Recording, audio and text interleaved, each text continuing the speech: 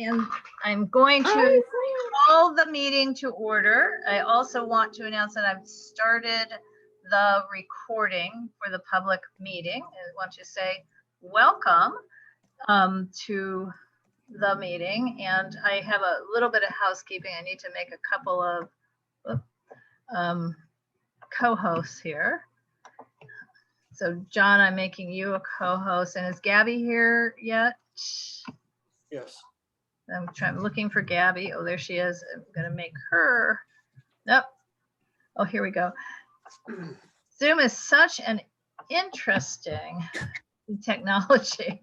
So anyway, before we convene officially, are there any questions or comments? I wasn't calling for that while we were doing the presentation. It is 7:09, so I might have some board members upset with me because we went 10 minutes over, but anything?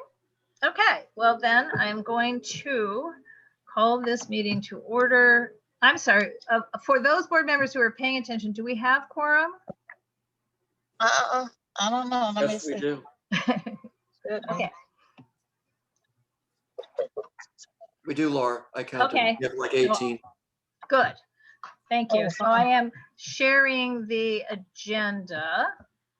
And again, are you guys able to see the screen? Yes. Okay, so the first order of business is the approval of the agenda.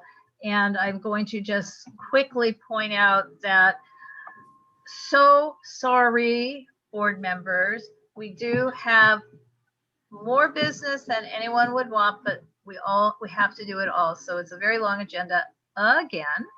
So I'm going to scroll through it quickly. We have reports from government officials.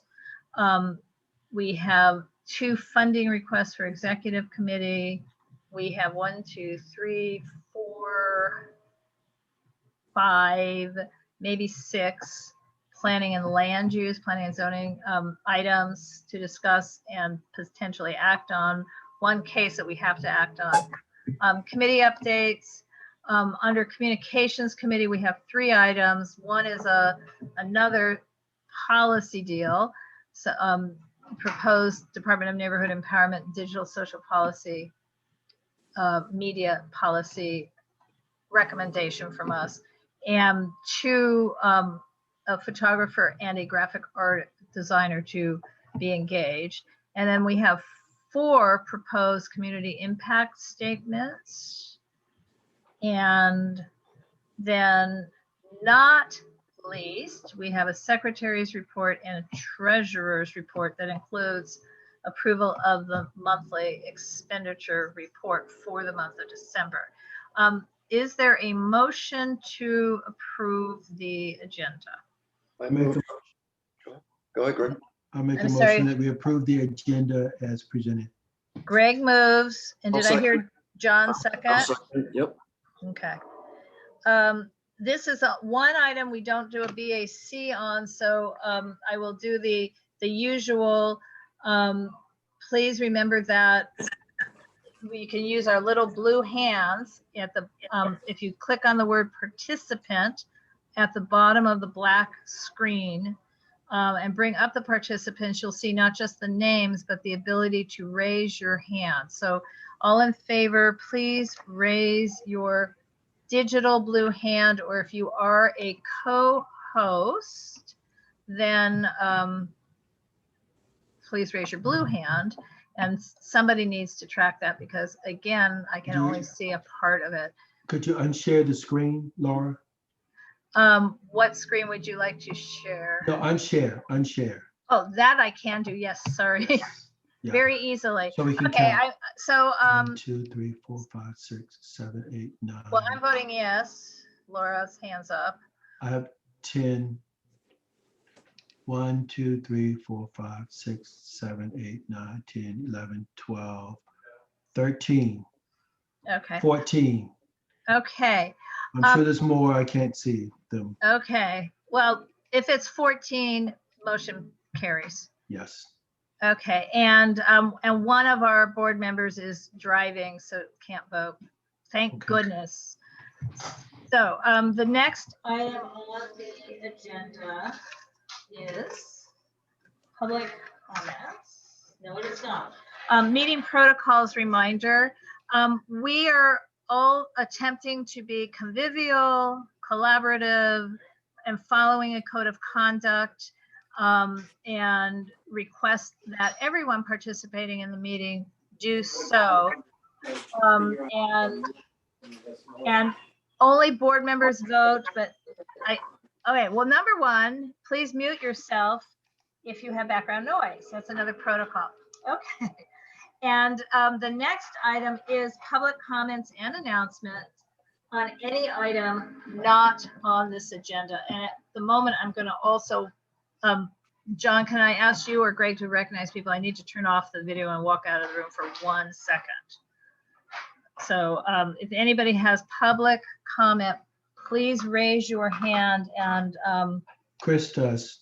okay, and Greg will call on people with public comment. Chris, This is a public notification to the UNNC that, and Greg and I discussed the fact that we have temporary storage for our items that are UNNC items and a cabinet to store them in, but it's only temporary storage. And we need to either find permanent storage or long-term storage, but we're going to be losing that temporary storage in the next 2 weeks. So I wanted to share that with the group. okay, thank you, Chris. Kurt, you are up. Hi, yes, hi. I'm Kurt Bouton. Thank you for giving me the opportunity to talk to everybody. For the past few months, I've been meeting with a group of residents in the UNNC area about firework activity, illegal firework activity. And the main concern that we've had is we want to give people the opportunity to be educated about the impact that it has on all of our residents, namely our veterans, our seniors, our pets, and really all residents. So one of our things that we wanted to do is to have yard signage. And I'll be applying to the board next month to get funding for the yard signage. I also wanted to take this opportunity just to let it be known that we are actively recruiting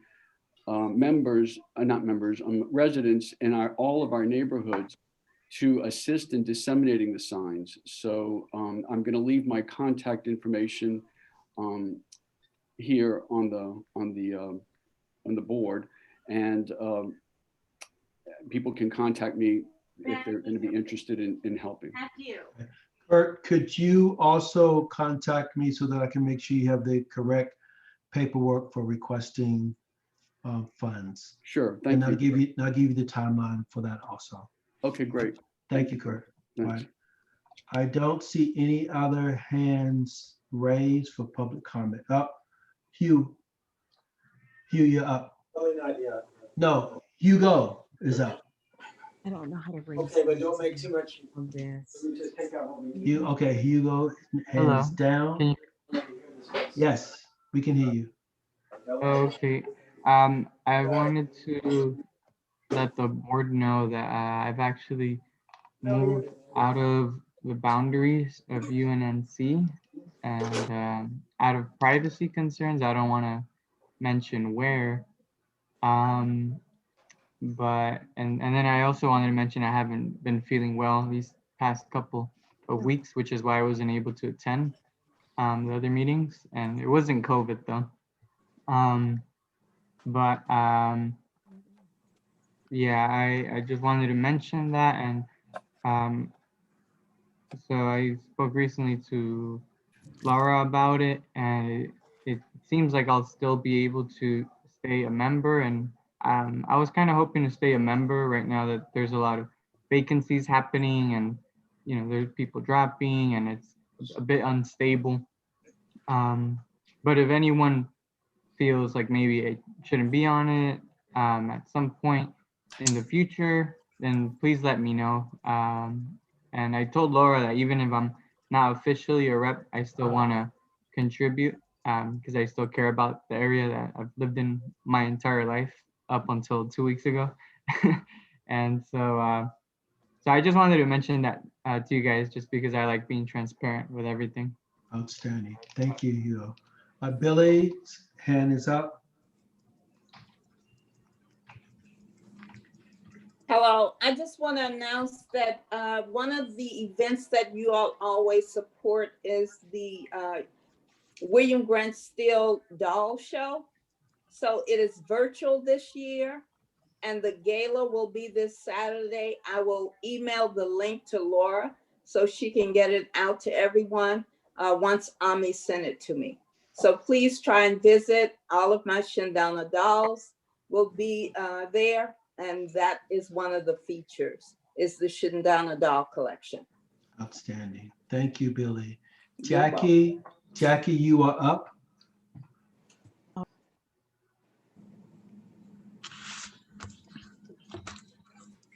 Hello, can you hear me? Yes, Jackie. Oh, I'm sorry. I've had some trouble with my connection. First, I really want to thank you, Laura, for such a wonderful presentation. So insightful. There are just two quick announcements I'd like to share. One is that next Friday at our church, Lincoln Memorial Church, that is located on Arlington and King, we'll be providing vaccines. And that's the COVID vaccine, and that will take place from 10 a.m. until 3. Our target population is those 65 plus, but we're building a list of others. So I'd like to share that information. I'll send something to Laura that I hope can be included in the minutes. The other quick announcement is that I'm Executive Vice President for Amazing Grace Conservatory. And one of our goals is to build upon the work that has already been done. And so after seeing the wonderful presentation, we're doing a project that we call SHARP, Sugar Hill Arts Revival Project. And our goal is to bring history to life. And I'd like to build upon what I've seen tonight. I was just overwhelmed looking at everything that you had, Laura. And so I would love to follow up with you and see if there's a way we can add to the wealth of information that the committee, the council has already prepared. Outstanding. So, thank you, Jackie. I'm jumping in. If you can put the information in the chat, if you know how to do that, it will go to me. Okay. And then I can in turn post it in the chat for everyone else if they wanted to grab the link, not for SHARP, but for the vaccines. Okay. All right. So Will if do. you know how to do that. Okay. All right. Thank you. If not, I'll call in an expert, my son. Okay. Perfect. That's how it works. That's how it works. That is how it works. And by the way, for everybody, I forgot to mention this under protocols. We don't chat with each other during a public government meeting, but we UNNC do use the chat function only for a couple of things. One, to let the host or co-host know I'm trying to raise my hand. I have something to say. My blue hand isn't working. Please call on me. That's one. Two, we also, as you just saw me say with Jackie, if you have a link to share, you can chat it, that's a text, again to me or one of the co-hosts, and we can in turn share it with everyone. And three, and most importantly, for motions that are not already on the agenda, we will typically type the motion into the chat and then post it for two reasons. One, then you can see the motion. And then two, we have a permanent record for when we're clarifying the information for one of our board action certificates. So, but otherwise we don't chat with each other because that's, probably not, it's just not fair. So, okay. Nancy is up next. Nancy, you have the floor. Thanks. Jackie, one question on the vaccines. Do people need to make appointments beforehand, or it's first come, first serve? If Jackie's still here. Our goal is to make appointments, but what we do know is that sometimes people don't show. And as you know, you have to use the vaccines that day. So I will provide the information, and if it's okay, I'll include my email Okay, for so, any additional questions. and Jackie, you're only halfway through. You've got the, please share with the council the following information. There's nothing after that. Right, I'm still Okay, preparing it. Cool. Okay. Hey, John's, Nancy, you good? Yes, I am. Okay, thank you. John's hand is up. Okay, good evening, everybody. Many of you probably don't know this, but I'm on the board of Abode Housing. And you may remember that Abode Housing has 2 projects on Adams that they are currently under construction in our zone, and then 2 directly adjacent, one on Vermont and Expo, and one at Pico and Crenshaw that they'll be building. Anyway, I'm on the board, and their extensive organization, one of the things they like to do is outreach to communities to show what they do. So on April 8th, I'll remind you next month, on April 8th, I am hosting an outreach Zoom call where they will be showing to the community all the services they provide, from daycare to schooling to scholarships to family support and adult education in their housing communities. So mark April 8th down. I will remind you at our next 2 meetings. Thanks so much. Thank you, John. Are there any other hands and other things to share for public comment? Okay. If not, Madam President, you have the floor. Right. Well, I have the floor, and I'm giving the floor right back to you, Greg, because the next item is the board member training report and update. Oh, everybody's good. Okay. There you go. Well, done. I think our 2 new board members aren't good, because I think done another fall through the crack thing. I'm not sure they got links to take any training. Well, So, but we Paul's will good. fix it. Paul's good. We'll fix that. All right. Okay. Do we have a Council District 10 report? I haven't noticed if Council District 10 is here yet. Looking at the names. I'm thinking not yet. They had said they would be here. So let's move on. And if we get Council District 10, that's great. Next is reports from other governmental officials, and I have 2, but I'm going to start with Maeve. If you'll unmute yourself, and ideally, oh, Danielle is here. So Danielle, I'll come back to you, if that's okay, since I just called on Maeve. Hello, everyone. My name is Maeve. I'm with Supervisor Holly Mitchell's office, and I just wanted to get on here and introduce myself, as well as our office. We'll be kind of popping in on these meetings moving forward as well, as we build out our team. But I just wanted to share a few quick things with you in terms of getting in contact with us. Our website is mitchell.lacounty.gov, and I really highly recommend signing up for the supervisor's newsletter if you haven't already. There'll be tons of information going out through that way in terms of events, community resources. Last week, we had a teletown hall that was really successful, and we were giving out information about the COVID vaccine and testing and things like that. So definitely sign up for that. And Maeve, could you repeat the website, please? yes, the website is mitchell.lacounty.gov. And there's a couple ways to get in contact through us. You can send an email through the website, or you can give our office a call directly. Laura, do you want me to say the phone number as well, and you can type it in the chat? Sure. Okay, it's 213-974-2222, and we're there 8:30 a.m. to 5:30 p.m. Monday through Friday.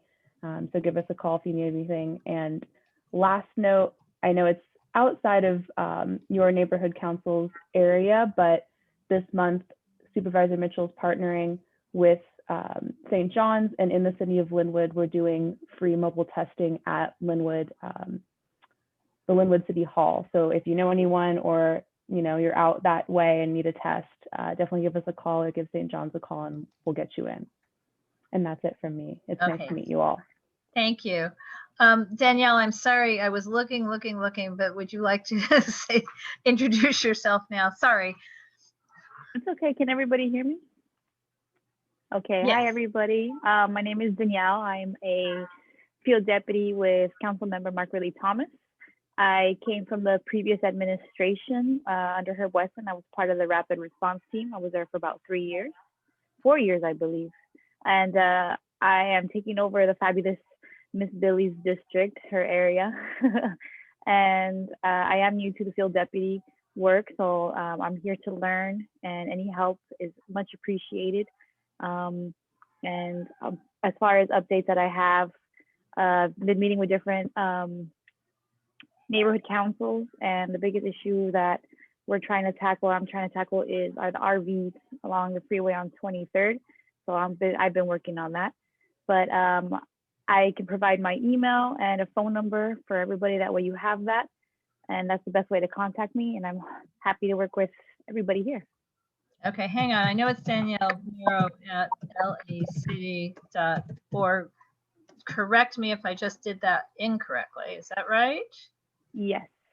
And the phone number, if you want to say it out loud, I'll type it. 213-675-6608. Uh-oh, this the best sounds way- like it's a personal cell. No. It's a city phone? Okay, Yes. good. Good. Let's not do those personal cell phones. Although I'd like one, but I don't think we need to have everybody. Okay. Danielle, I was asked a question earlier today, and I do not know if you know the answer, and I don't see the gal on the call, but I've been asked this now 3 times, so I guess it's time to ask the question. There is a sign out in front, like a banner, of the PATH housing at 4th and Washington, and it has a picture of a new construction building and the picture of the historical building, and the way it's written, I've gotten 3 people contact me saying, oh my God, are they tearing down the historic building? I believe that is not the case. I believe the new building is on Montclair, just south of Adams, and it was the funding that paired these 2 buildings together, and that they're restoring the historical, the historic building on the corner. It's these northeast corner of 4th and Washington. But I guess we should make sure that what I just said is correct. I think it is correct. I don't have any information on that, but I can look into it for you. Yes, Laura. please. No, I wouldn't think you'd know that off the top of your head. So, okay. Does anybody have any questions for either Danielle or Maeve before I move on to our next governmental official? And then I see there's a lot of stuff being posted. I will add that into the everyone chat. Any questions? Laura, yes, Laura, will you be posting Danielle's contact information in the chat as well? I think I did. Okay, I dropped off, but it's Okay. I think get I it for you. did. Yes, it's already in there. Okay. Okay, great. Thank you.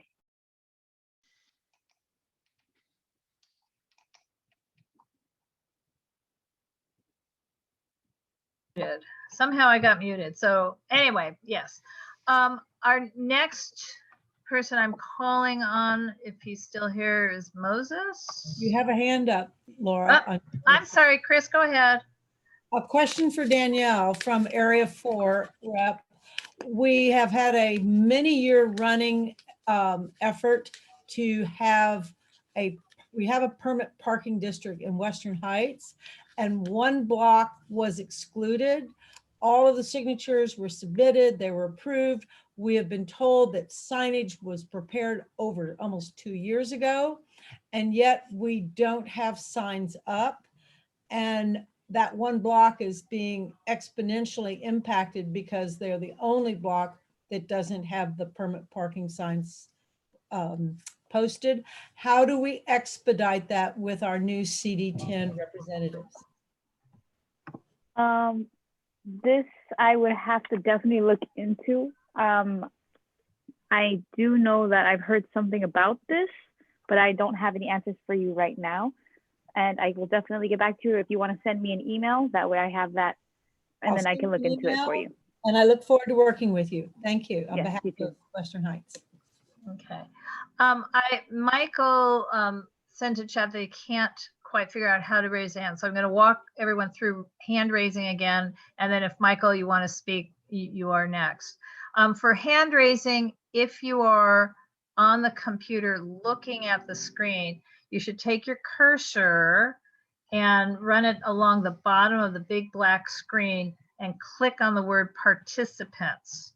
Is that, middle of the bottom of the black screen. And when you click on participants, you'll bring up the long list of people who are here at this meeting, which is interesting, but you'll also have at the bottom of that box basically a box that says raise hand. So you click on the word raise hand and voila, a little blue hand goes up in the air. You can also, if you're on video and having trouble, turn on your video and just wave at us and somebody's going to notice, like David Crittenton just did. Does that mean you wanted to speak or you're just demonstrating? Or just, do what Michael did, which is send a chat. So Michael, did you want to speak? And if you're on the phone, can you hear me? Yes, there you go. Okay, so I'm looking at the screen and participants on the right says 37. And then it has my name at the top of the list. Right. But it doesn't have a hand. It just is showing the level of my microphone. Are you on the all the way phone? at the bottom. The hand is at the bottom. Well, it's not a hand. Raise hand. Well, I actually, Laura, it's changed. It's under reactions. Click reactions and then you'll see raised hands. Okay, sorry about that. The host doesn't see any of it. Okay, wait a minute. Where's reactions? The same place that Laura just told you I where you see see it. Okay. chat, raise it and you got a whole bunch of things got you it. can do. Okay, I'm caught up. Thank you, everyone. Thank you, Michael. Okay, does it, Moses, did I pronounce that correctly? That would be Moises. How you doing? Moises, how are you? I'm doing well, busy. Hope all you are having a good evening today, staying safe and such. So I'm here to kind of talk about a little bit about some of the effects of the virus, particularly with the Byzantine Latino Quarter Pico Business Improvement District, BLQ Pico. Just kind of give the neighborhood councils, UNNC being one of them that we operate in, just kind of get a quick little snapshot of what we're looking for and what kind of effect the virus has had in the business when it comes to business in the area. So first of all, I do want to say, and I don't know if I can actually share this quick little screen. Oh, here, hang on a second. I can help with that in a second. I need to make you a co-host. No problem. I find that visuals kind of help, particularly when you're dealing with issues of trash pickup and what the effect of the virus has had with businesses. I'm just not finding you at the moment. Hang on. Here we go. I'm making you a co-host. So now you should be able to share your screen. Thank you. So what you're seeing here is a very rudimentary graph of the trash pickups. The trash that the BLQs picked up and disposed of for the years 2019 and 2020. 2019 being in blue, 2020 being in the red line. As of course, with the drop of businesses, we did see a drop in trash pickup. But because of the unintended consequences of LA al fresco, since a lot of the restaurants were serving food outside, we saw a general increase in trash. With that came an issue that was been remedied, where we saw an explosion of rats running around, scurrying around the street. To remedy that, we went ahead and increased trash pickup from the usual 3 times a week to 4 times a week, as well as providing additional enhanced street pressure washing for those areas where people were going to be sitting down and eating. So just want to show that particular statistic and just kind of give you an idea of what we're looking at. In regards to business closures and business ramp downs, we have approximately 74 restaurants within the BLQ Pico bid. 72 are still open. We've only seen 2 restaurant closures, which is great. It shows how resilient a lot of the restaurants have been. So that's a 2% closure rate. However, there is a caveat in that many of the restaurant owners that I've talked to have stated that they have actually are highly in debt right now, because many of them have had to tap into personal funds to keep their restaurants operating. Very few of the restaurants which are operating in a district, which are primarily immigrant run or people of color run, were able to successfully apply for and get any of the federal EIDL loans or PPP loans. And that's for various reasons.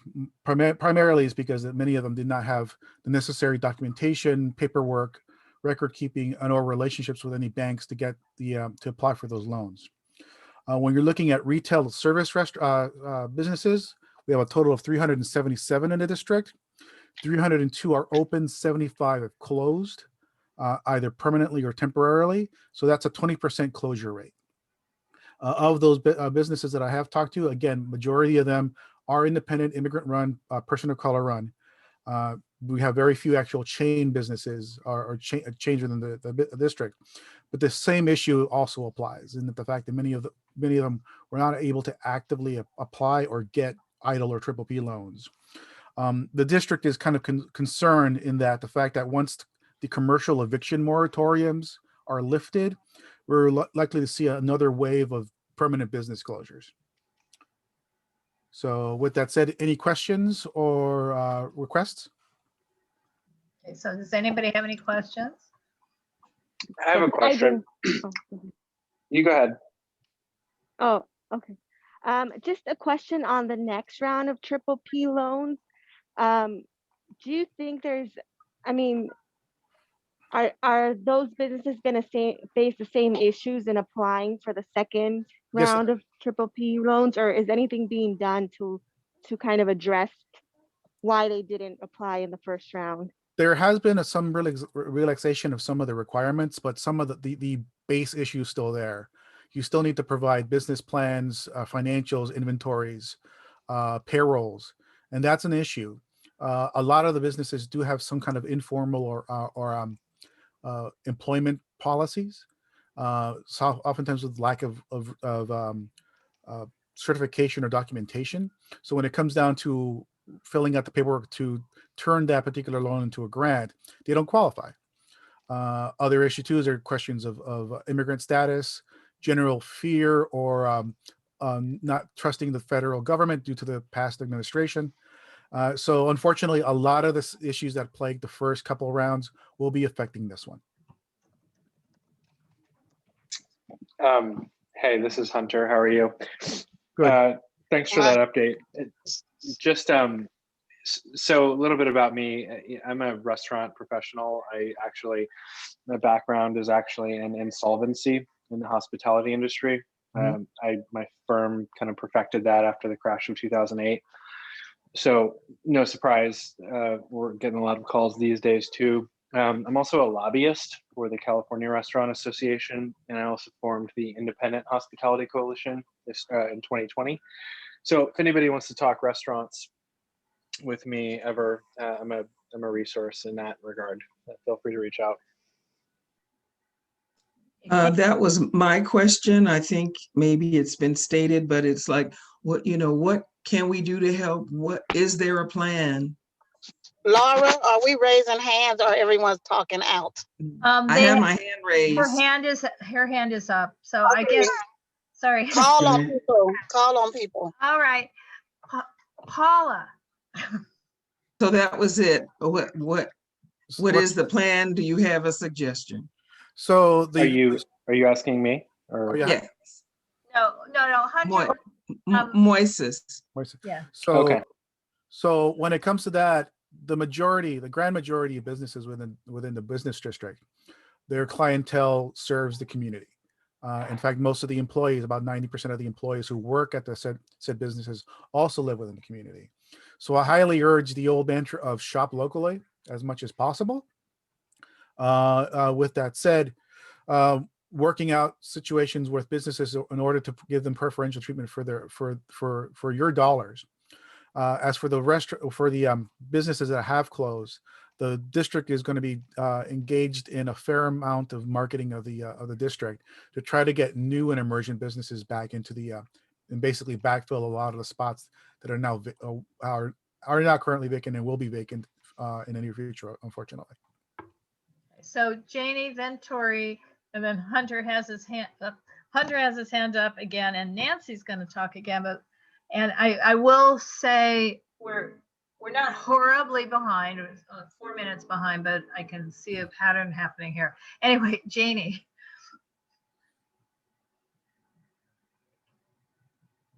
All right. Janie's hand is up. She may not be answering. Yeah, that's right. We'll maybe come back to her if she's hopefully back then. Right. Tori. Okay, hi, Voices, this is Tori Bailey. I'm the homeless liaison in the area. I just wanted to say that Metro was helping a lot of the small businesses. Mhm. I don't know if they still are, but that's one of the places that can be checked. I know that. Because 75% is a lot. I mean, 75 restaurants closed is a lot. Well, not 74. Only 2 have closed so far. So it's only a 2% closure rate for the restaurants. What was that other number that you gave that you said 20% of? That would be the retail and service sectors. So Okay, retail is still small businesses, right? Yep. Okay, I'm not just speaking of the restaurants, I'm speaking in general. Yeah, in total. We actually are aware of the MTA program. We actually did assist a few businesses actually apply for that program. Whether it was successful or not, I have not heard if they were able to because I know a couple of the businesses that did get the grants, Mhm. but that should be suggested to all of them. Yeah, I actually would need to double check to see if there's any money in that fund because I know every and all fund that's been available, both grants and loans, have been heavily impacted and have been lots of restaurants, lots of businesses have applying for those. Right, that's true. It's just a matter that the need way outpaces the supply. Right. Yeah, that's true. And how are they making it equitable?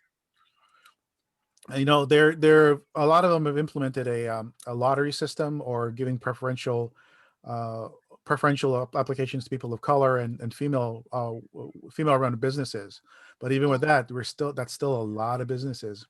And unfortunately, the unfortunate thing about it, the businesses that are best positioned to take advantage of those grants and loans are usually medium to larger firms that already are well established that may not necessarily be based in the neighborhood. That's true. Okay, thank you. Thank you, Tori. Is Janie back here yet? Okay, Hunter, I know you have your hand up, and Nancy. So I am going to say before anyone gets mad at me that we are late on this time period now. So let's be focused a little more. Hunter. We can move on. I don't need to say anything. It's fine. Okay, Nancy. Moises, can you send us your contact information so that we can talk to you offline about this? Absolutely. I will go ahead and type it in chat. I know that Laura does have my information. Yeah, well, you'll be typing it to me anyway, and then I'll Okay. type it to everybody. Okay. So I'll go ahead and type it, and she'll send it out to you. Great, and thank you for the presentation. No, my pleasure. Okay, so this is the last call for Janie. I think she's not here at the moment. Okay, so I'm going to unraise her hand, and our next is our new Dunn representative, Gibson. Hi, if you can unmute yourself and introduce yourself. And hi there, Madam President. Madam President, members of the board, good evening, everybody. My name is Gibson Yambura. I am your new neighborhood empowerment advocate. Right. Can you guys hear me? And Gibson, I'm going to interrupt you for a second because Thomas has his hand up and I wonder if he wanted to introduce you. Okay. Thomas, is that why your hand is up? It is. I'm in my car right now, but I wanted to just take this time to. I thought Adriana was going to be here. I just want to thank Adriana Cabrera for, for assisting with your council as well. I know she enjoyed working with you, Laura. Sorry, that's my dog back there. Okay, but I do want to. We are going through some staff transitions and so forth, and then we wanted to make sure that we did bring you a veteran of our NEAs. Gibson's been with us. Gibson has been with us for the past 3 years or so. And he's really involved with the EVG protocols. He's our equity officer. Robert, shut up. Sorry, guys. And then but I just want to say, Robert, so I just want to come in just now, say hi to the board, but also I just want to formally introduce Gibson as your new NEA. So thank you, Laura. And Thomas, did you warn him that we use the Zoom meeting format? He is the EVG protocol. I know. Yeah, did you warn him that we do it the way we do it? Okay. Gibson. He'll find out now. Okay, thanks, Laura. Welcome, Gibson. Thank you, Madam President. Thank you, everybody. Great to introduce myself. As Tom has mentioned, I've been with the department since 2017. April 1st, 2017 was my first day. I've been here ever since. I graduate of Cal State Northridge class of 2012. I also got my graduate degree from Pepperdine with an emphasis in finance. I wanted to get into mergers and acquisitions, and I realized finance is not the place for me. So I've been in government for the past few years. I'm a big data enthusiast, so I'm always talking about data, always trying to sort of see how we can use data in our community, how we can use it for organizing, and how we can make sure that data collection properly reflects our communities. I live in the Valley, lived in the Valley actually more than about half my life. And just glad to be with part of this board. As I also mentioned, I am the department's racial equity officer. And so at the moment, I am working with some departments on sort of initiatives and policies that we can use to tackle matters of racial equity within the neighborhood council system. And so that's just one of the few things. Pastime, my favorite things is listen to a lot of podcasts, and I also like reading a lot of books. And right now I'm trying to finish President Obama's book. And also I'm a big TV enthusiast. So I'm just glad to be here. And if anybody always has any questions in regards to Zoom, I'm always glad to be tech savvy. And just one or two reports is I do know next week we are scheduling an election outreach 101 with Madam President and some of the election committee chairs. So I'm just kind of getting the lay of the land. And the election outreach 101 is just kind of having a good understanding of what strategy the board is taking in conducting outreach. Maybe is your knowledge you have that another neighborhood council can share. What I've been trying to do as an NEA is sharing information between my neighborhood councils as to what strategies of outreach work.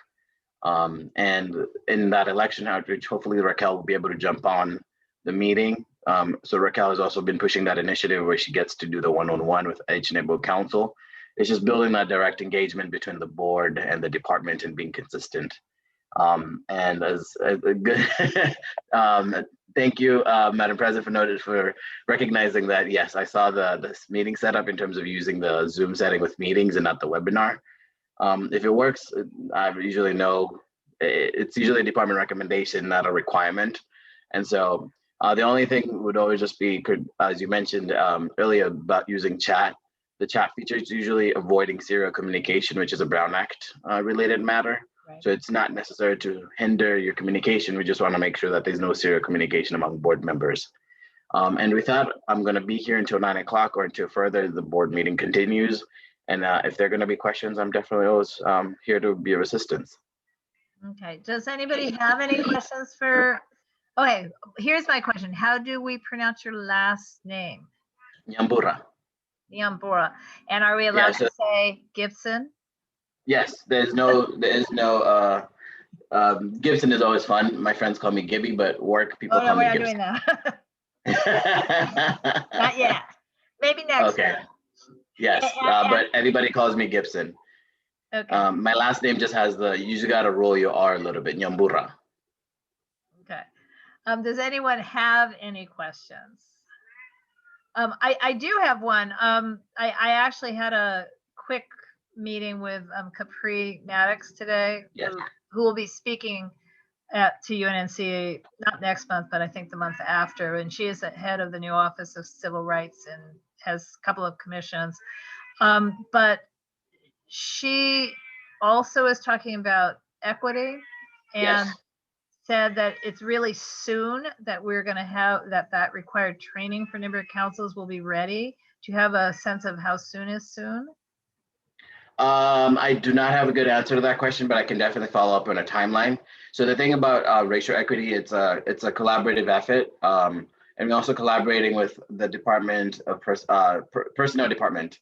So as you know, the Personnel Department is taking the lead in terms of creating a racial equity training that will be instituted throughout the city of Los Angeles for city employees. But the department is also playing a collaborative effort in that. And so we'll be able to be part of that we'll be able to attune it to the neighborhood council system. So that's just something that is within the process. I just don't have a good answer on the timeline, but I can do my due diligence on trying to see if there's a timeline that's set for it. Well, the main thing is I think for those who are candidates, who are thinking about being candidates for joining, going in and joining a board, I think we need to be disclosed fairly clearly how much testing or training is going to be required. So, and that's just a comment by me. It's not a question. So No, it's definitely good to know. It's definitely a point of reference. It's good to know so we can make sure that the board has proper guidance and you don't feel like you're getting caught off guard. Okay. Any other questions? So I'm not the only questioner, but perhaps I am. Welcome aboard, Sir Gibson. Thank you, Mr. Jackson. I do appreciate that. Okay. All right. So we're moving on. The next item on the agenda is President's report, and President probably should have a lot to report, but I'm cognizant of the time. So the only thing that is literally on the agenda is appoint Vice President. And I'm wondering, I know I never got around to actually sending out an email that was specific about what does the Vice President do. So I'll say again what I had said at the last meeting. What the Vice President does in general when we're not in the middle of a pandemic and doing Zoom meeting after Zoom meeting after Zoom meeting is the Vice President is a member of the Executive Committee, attends therefore mandatorily the monthly Executive Committee meeting, which is on the third Tuesday of each month, takes a leadership role in, at this point, helping run the committees, run the board. We've been starting to assign different leadership tasks that are not in any procedure book to each officer, and should be the person who gets their own Zoom license, because at this point, with me having the one license, I'm the one who has to start and close every committee meeting. And so we were hoping to have somebody who could be the actual, what Zoom would call a co-host, but that person has to have a license. And I'm sure there's many other things, but these are the key things. And consider staying as Vice President or even President next season. But that, I don't want to worry anybody. But is any board member wanting to raise their hand and be Vice President? Oh, the silence is still deadening. Can we nominate other people? No, because they really need to, unless you know that they want to do it. I mean, yes, if you've had a conversation with them, Dorit. But no, if this should be self-nominating, I think, at this point. Okay, Chris, you have your hand up. Chris, are you nominating yourself or asking a question? Sorry. I would say that if people are present, then it would not be objectionable if someone nominated them, because sometimes people just need some acknowledgement or encouragement. Other people support them in that job. Okay. Well, then, Dorit, if you have someone to nominate, I'll take it. I was going to nominate Nancy.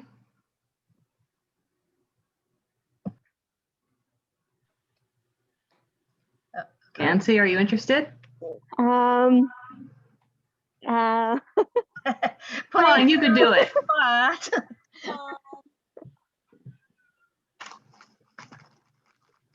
and it would just be once, the executive meeting's just once a month, right?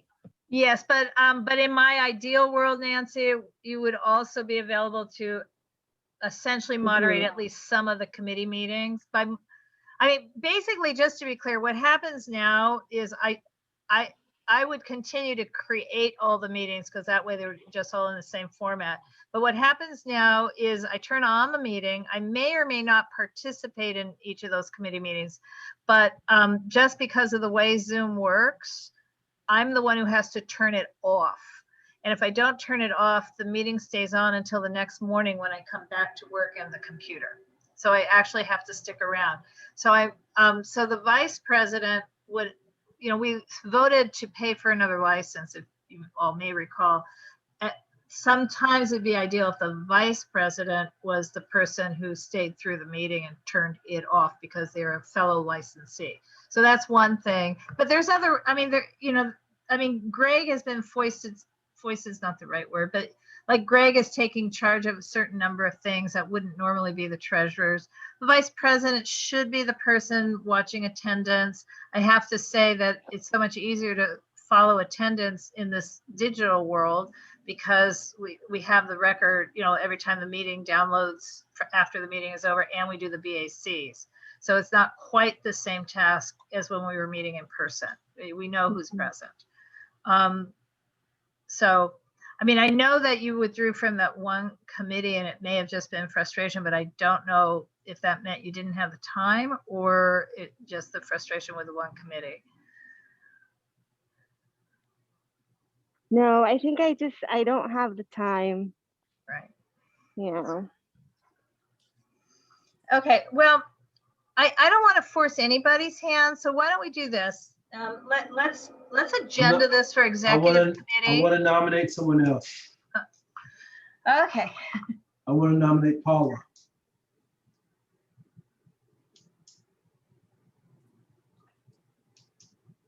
She would be a great vice president. That's funny because I was sitting here thinking about it.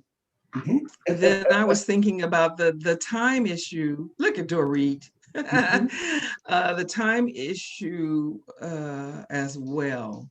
So I'd like to just speak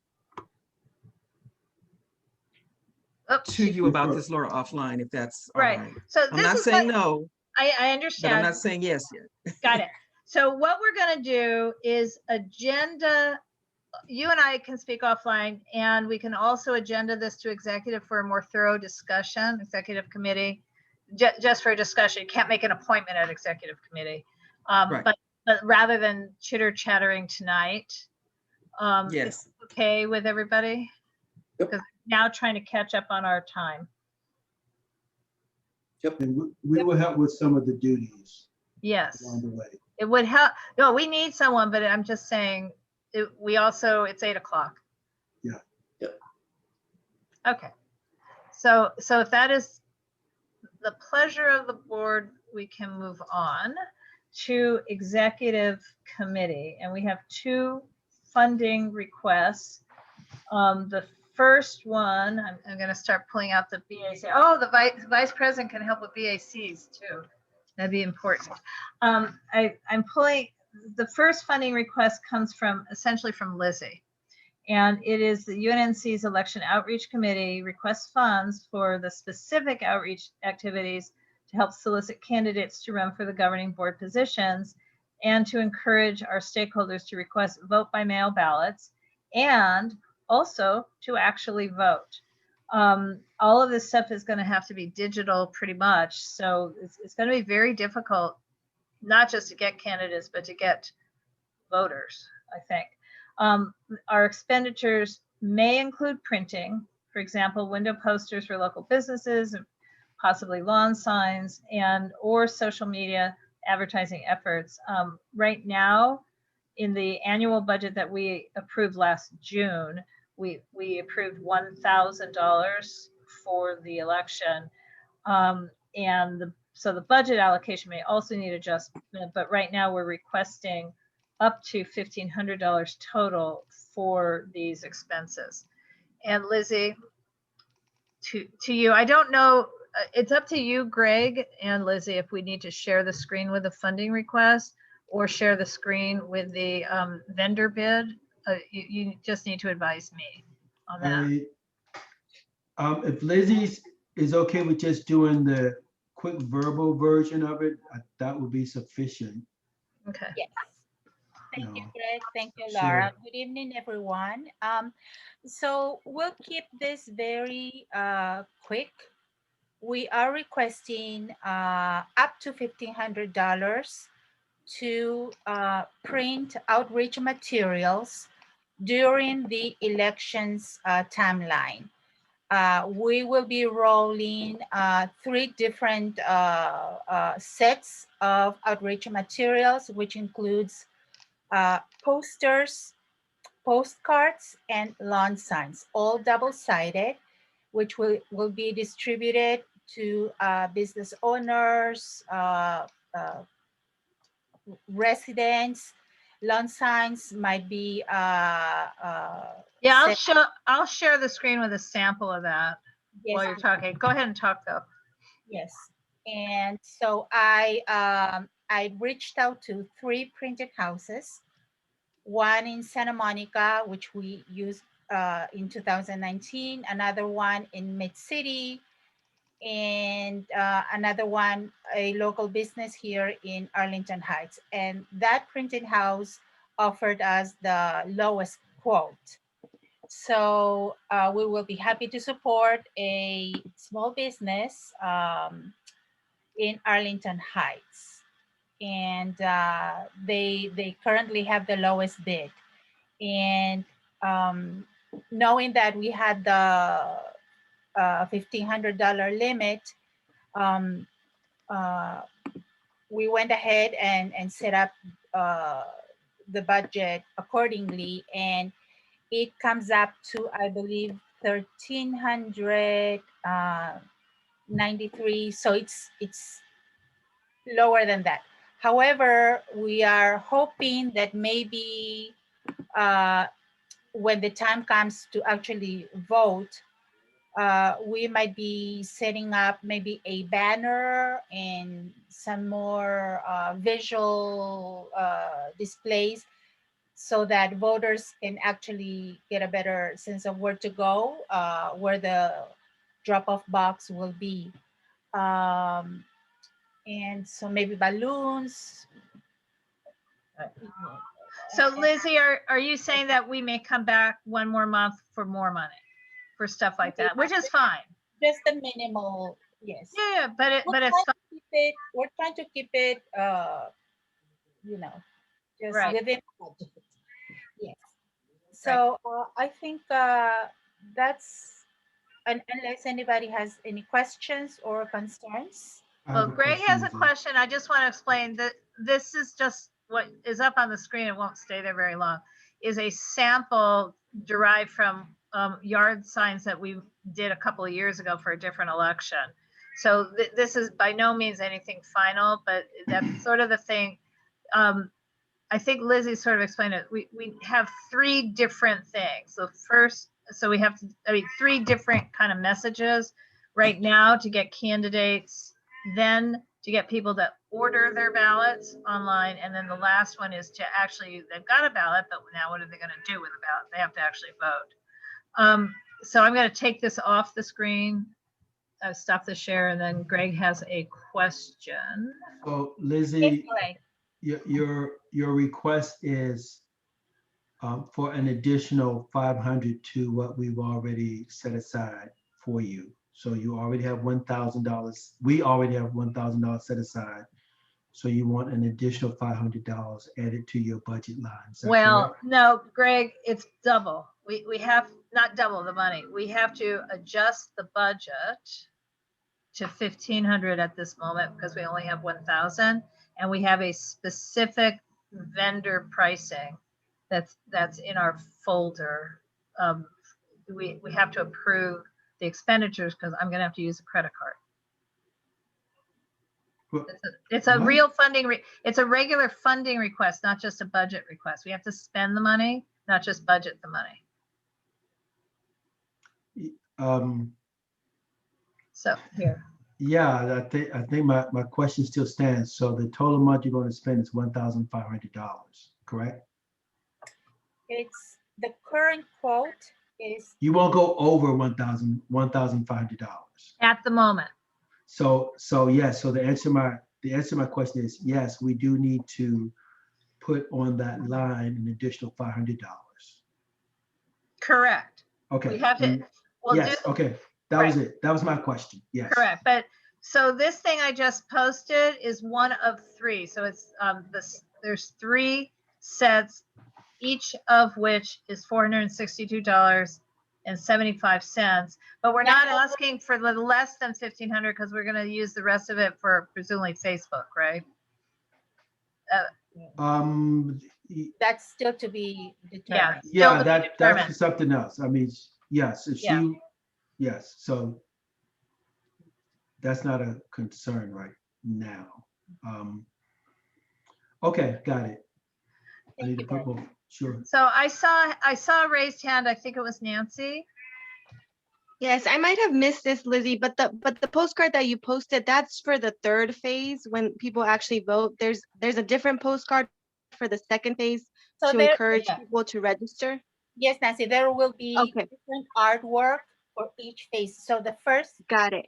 phase is asking for candidates. The second phase is asking for stakeholders to request a vote by mail ballot. And the third phase is go vote. Right. And what I posted was actually the yard sign, not the postcard. I mean, it's not necessarily the yard sign. It's the former yard sign that we've updated but may or may not be using. Yes. Okay. So what is the motion? I think the motion is to approve the proposed expenditures for printed materials at Print Depot in Arlington Heights and increase the budget for the election outreach to $1,500. Does that sound okay? Sounds good to me. Do I need to write this one in the chat? No, you don't have to. Okay. We heard it. Okay, so it's approve the expenditures as presented for printed materials at Print Depot. Right. And increase the budget to $1,500. Yes. That's my motion. I second.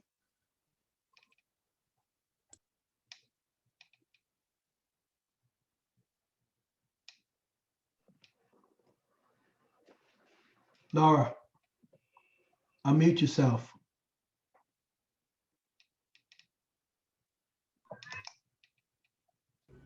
Laura, unmute yourself. I'm trying. You're How good. long have I been muted? Just a You're still second. muted, Laura. No, she's good now. She's good. Okay, so I'll just say it again. Approve the expenditures as presented for printed materials at Print Depot for elections outreach and increase the budget to $1,500. And then I'm saying, is there any further comment other than telling me I was muted? Questions, comments? Let's vote. I second the motion. Paula seconded the motion. Okay, didn't hear that part. Sorry. Thank you, Paula. See, that's why you'd be a good VP. Okay, cool. Paula seconded. Okay, so I'm going to run through and is it correct that Hunter and then Jasmine, if you're on the call, that neither one of you were looped into training yet? That's correct. And Jasmine, are you here? I'm here. I also haven't been moved into training. Have not done the training. Okay. So I'm just going to say once again, so sad. Both of you are ineligible. You count towards quorum, you get to participate, but you can't vote. Okay. So when I call your name, it's a yes, it's a no, or in the case of Hunter and Jasmine, you just yell out ineligible. Hunter. Oh, and everyone unmute so we can go through this fast. Please unmute. Ineligible. Thank you. Dorit. Yes. Jasmine. Ineligible. John Arnold. Yes. Gabby. Yes. Tori. Yes. Paul King. Yes. Carlos, who I think has left. Has Carlos left? No, he's here. Okay. Are you a yes? What's your vote? Yes. Laura's a yes. Hugo. Yes. Paula. Yes. Raheem. Yeah. Isaac. Yes. Marielle. Yes. Hugh Moore. Yes. Cordell. Yes. Michael. Yes. Chris. Yes. Greg. Yes. Nancy. Yes. Janie, is she back? Yes. Good. No, I'm here. Lizzie. Yes. Okay, well, it's unanimous. We have 1, 2, 3, 4, 5, 6, 7, 8, 9, 10, 11, 12, 13, 14, 15, 16, 17, 18, 19, 20 yeses, 2 ineligible, 1 vacancy. Okay, moving on. Thank you, everybody. Greg, the next funding request comes from the Western Heights Neighborhood Association, so I think you are on. Okay. Sharing screen.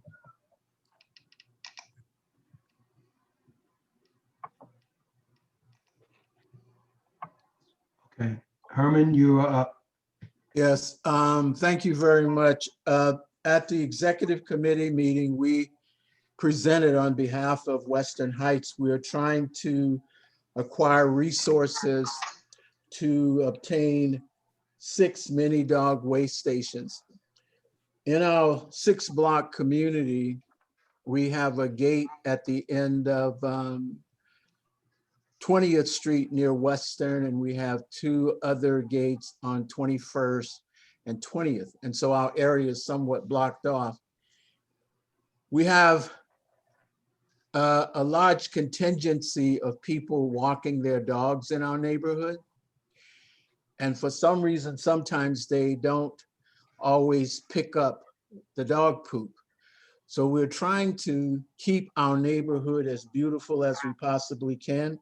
So we want to get resources from this organization of about $1,098.48 to purchase and install 6 mini dog waste stations. 1 will be on each one of the 6 blocks. And so we're requesting those resources so we can move forward to purchase these mini dog waste stations. And I think that's all I have to say at this point, unless Greg or Chris wants to add something else. No, the only thing I would add to it is that as I'm driving about the community, I see these stations throughout the city, and it just seems like something that's making the community cleaner, safer, more hygienic for everyone that's walking in the area. Mario has her hand up. Marielle, more than one person has their hand up, but I can't see the hands. Now I can. Now I can. Thank you. So I was just Marielle first. Oh, what does the waste station entail? What do you mean? Like, what? I mean, is it a trash can? Is it what is it? It's a place where you or anyone else who has a dog can pick up the poop and put it in there. Okay, so it's a trash can? Similar, yes. Similar. And who's going to maintain them once? Western Heights. So you guys have people lined up who are adopting them, or? We have block captains on each block, and so we will ask each block captain to be responsible for the waste station on their particular block. that they haven't agreed yet. Okay, that's I just wanted to make sure there was a trash can. So, I mean, what's the difference between doing a dog poop station and just having trash cans that are covered that people can? This is just we have a neighbor who put up a very bright blue, pretty metal trash can, and she maintains it, and she has like dog bags attached to it, and it seems quite nice. And it was, I don't know, probably comparable in price. So I was just curious between the differences. So, yes, I don't know if there's an answer. I mean, doesn't seem. I mean, Herman, Greg, somebody. Okay, let me share what the station will look like. We will not have a trash can on it because we want to provide the bags for people to scoop up their little doggy poop, but then they have to take that little poop home to either to their own home or to a trash can that they see. So again, let me show you. Like a lot of money for dog poop bags without trash cans. Greg, are you you're looking for the image on your computer? No, I have the image. I'm just going to share it. Yeah. Okay.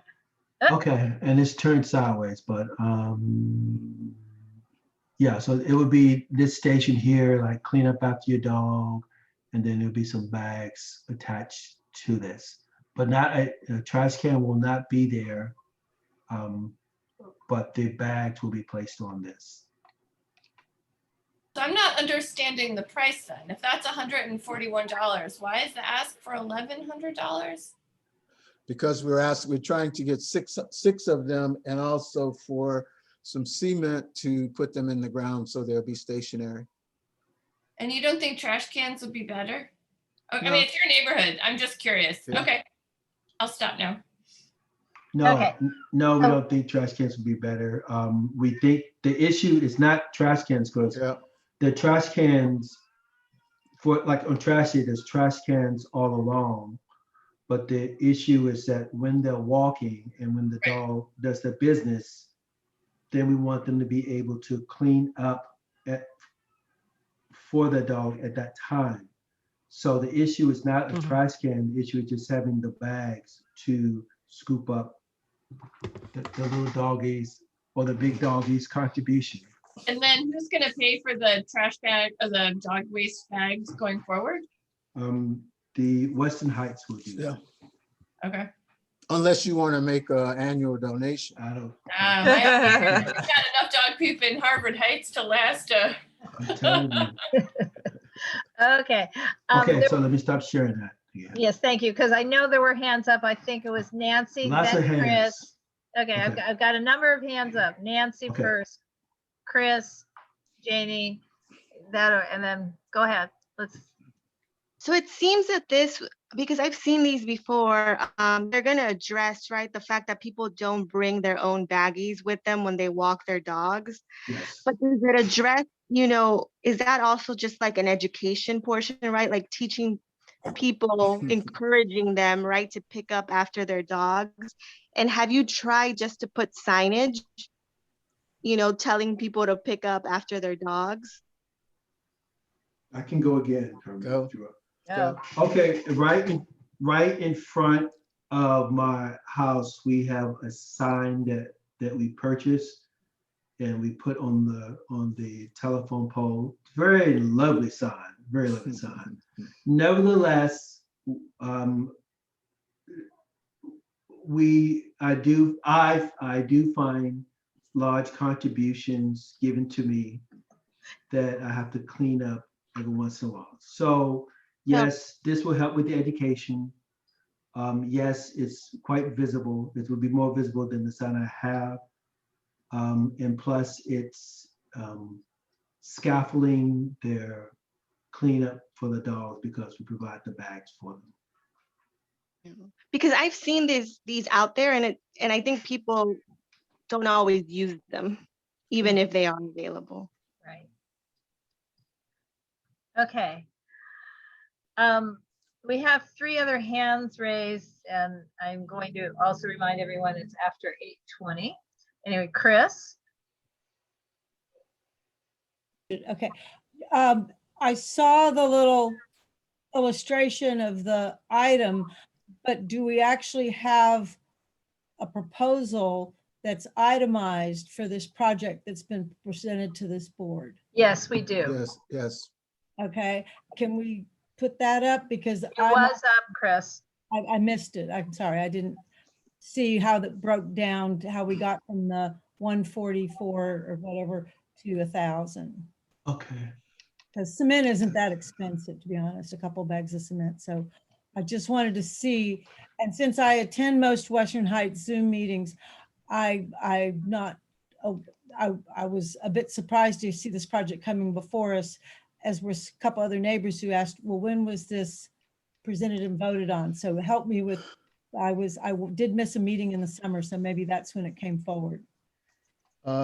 This proposal was discussed, I think, at either our June or July 2020 meeting. It was presented to this organization, I think, on August the 16th. Right.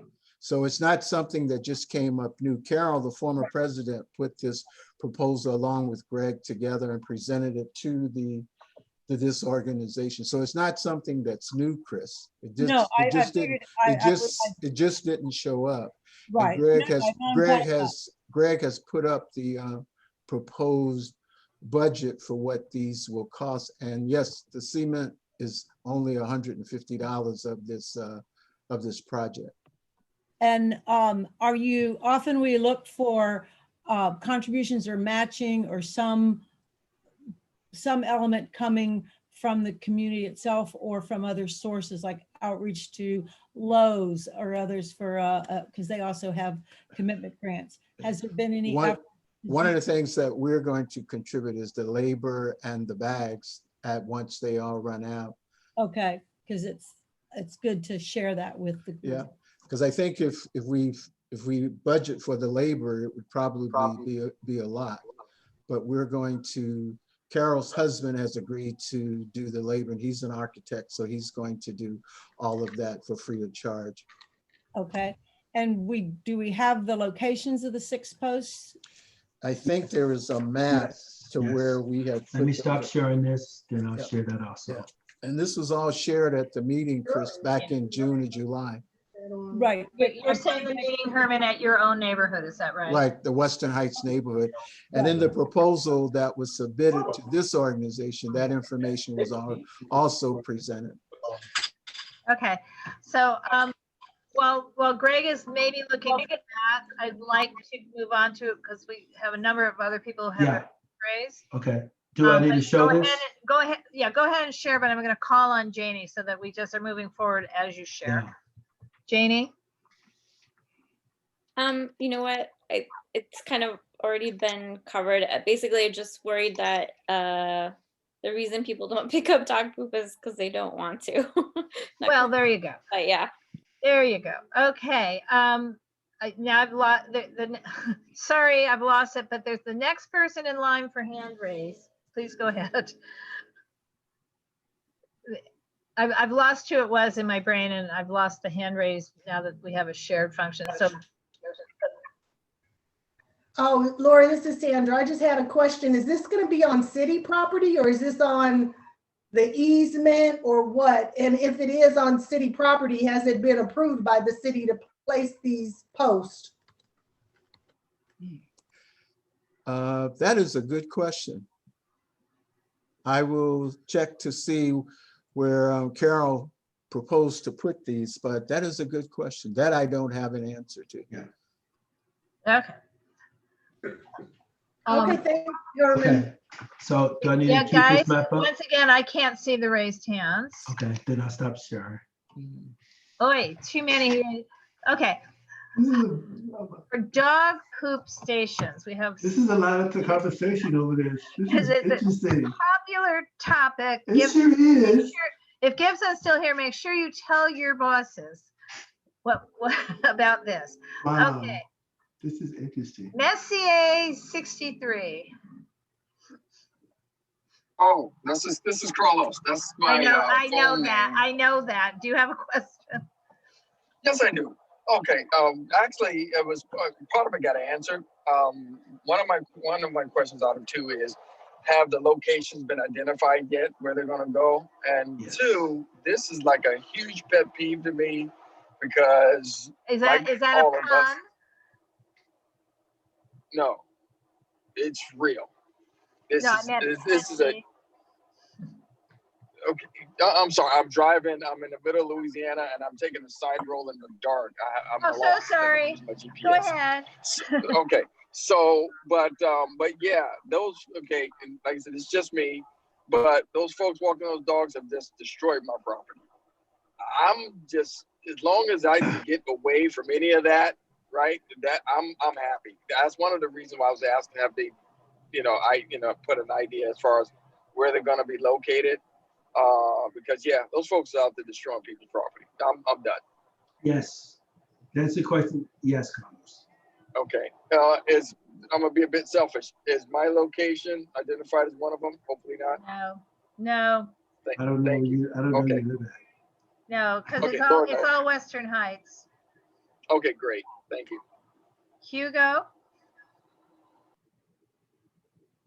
I have a question. Would it be possible to put the signs, because I'm assuming this includes the pole as well, right? And the cement. Would it be possible to put only the signs in existing locations? That way you can save a lot on it.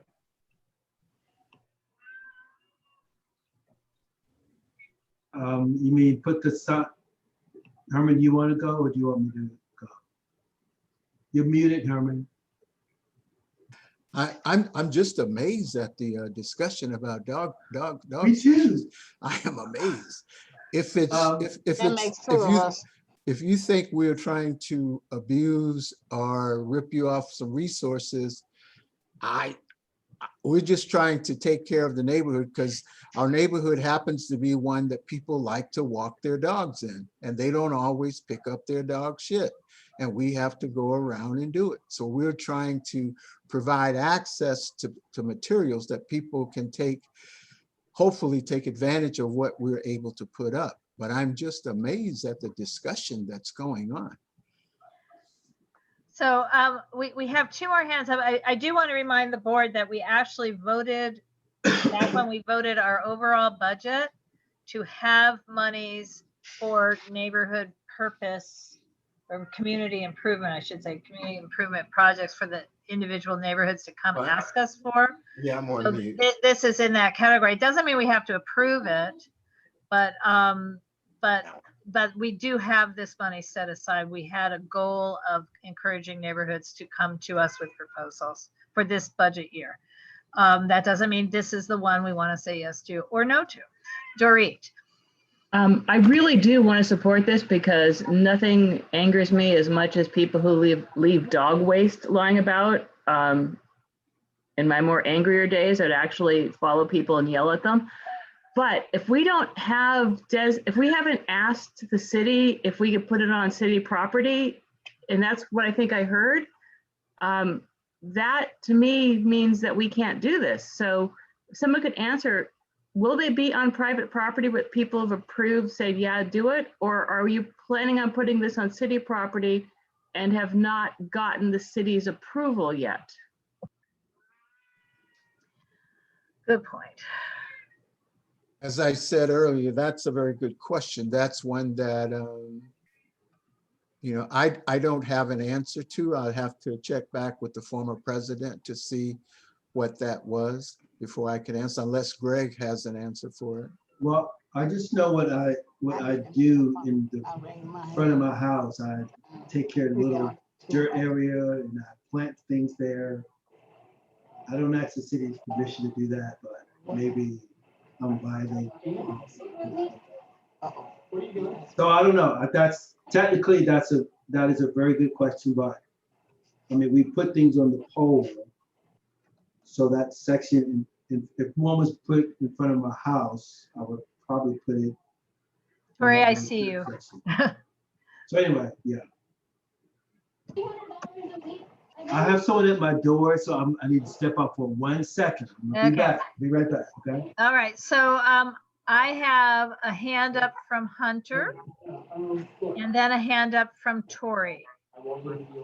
Oh, and then a hand up from Sandra, then a hand up from Cordell. So you guys, I think Cordell needs to be the last speaker on this because we're running very late. So Hunter, Tori, Sandra, Cordell. Hunter, you're on. Yeah, just I have some personal experience with those, and I think they work great. We've put them in Santa Monica and also they're in the Silver Lake Reservoir where I run every morning. People do use them. They just do have to be refilled. As far as asking the city permission, you're welcome to ask the city for permission, but given how slow they are with pretty much everything, especially because their staff has been cut in half, I think that we'd be waiting a very long time for something that is not controversial. So I'll go ahead and put myself out there and say that I'm a big proponent of asking for forgiveness before permission. Okay. I'm not saying okay, I'm saying okay. Sandra. Oh no, I'm sorry. Tori, you're next. I was pretty much gonna say, Herman, I'm all for it, but it's pretty much a moot point. If you do have to get permission to put that cement, if it wasn't a cement placement, I would say, forget, do what Hunter just said, but no, it's a cement permanent placement. And so you should double check and see if it's authorized first, then come back with the proposal. Because it's not like we have spent any money during this COVID. So could you ask and come back? Okay, well, don't answer the question. That's a thought, okay? That's a thought, that's a suggestion. That's a thought, yeah, that's not a discussion. That's a thought for the moment. Sandra? Right. Oh, my only comment is, I think it's a great idea. I think you guys should pursue it if you can. If you can't get the approval tonight, maybe it's a possibility that the board can earmark that and hold it as a placeholder.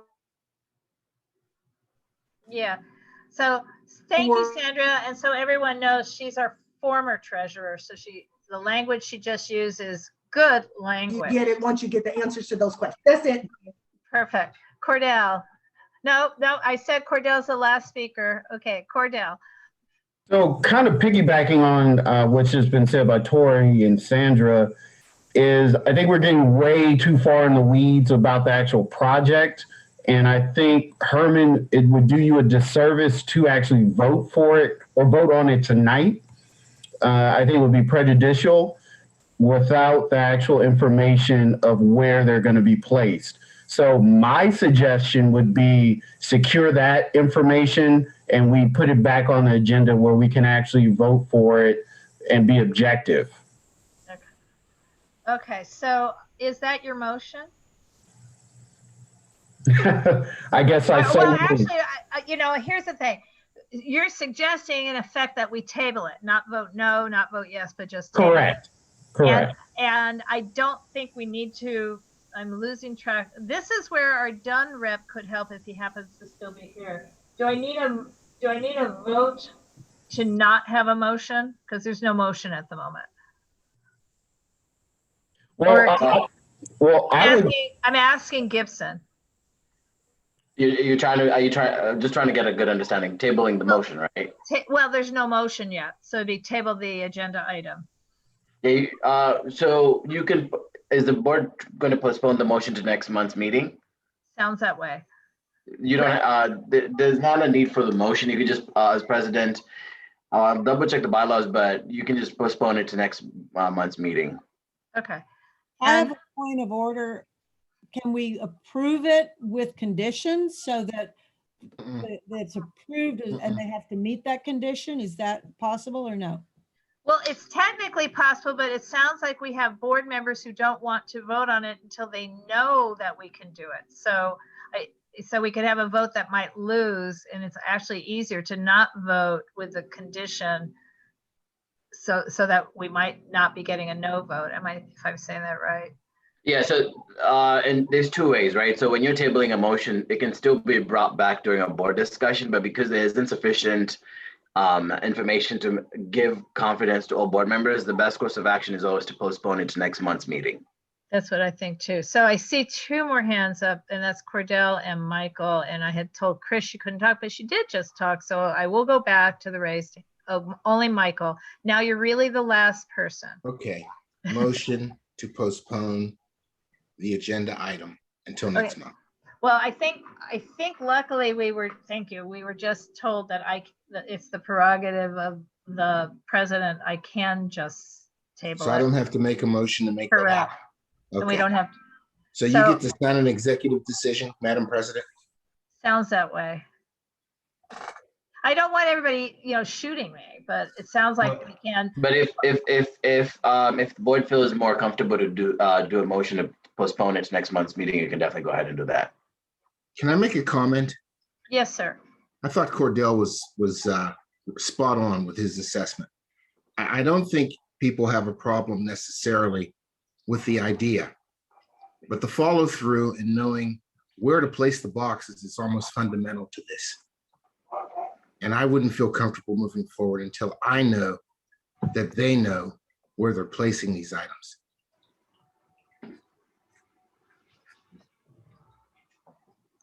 Okay. Greg, when you were out of the room, we're now discussing how do we table this till next month? Can I just table it, or do we need a vote to table it? That your hand is up, but that's what the discussion is while you had walked away. We're tabled it for what reason? The lack of information about if the locations are viable or exact, are they on public land or not? We have board members who want to know, can they do it before we do it? So the only question at this moment is, am I allowed to table it? We're spending too much time not acting. Yeah. And I haven't, okay.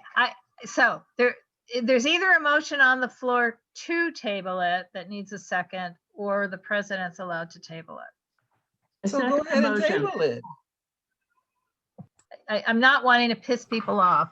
Okay, you know what? Let's just do the motion. Michael made a motion to table. I second. And who was the seconder? Hunter. I missed that. Hunter. Cordell. Hunter. Okay, No, Michael. Cordell. Okay, everybody. Okay, Michael.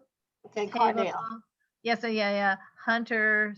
I see the line right there. Okay, let's just everybody unmute. We're just gonna do it. Hunter, you can't vote. Dorit. Yes. Jasmine. Ineligible. John. No. John. This is a motion to table. Yeah, no, I think we should vote on it. Okay, Gabby. No. Tori.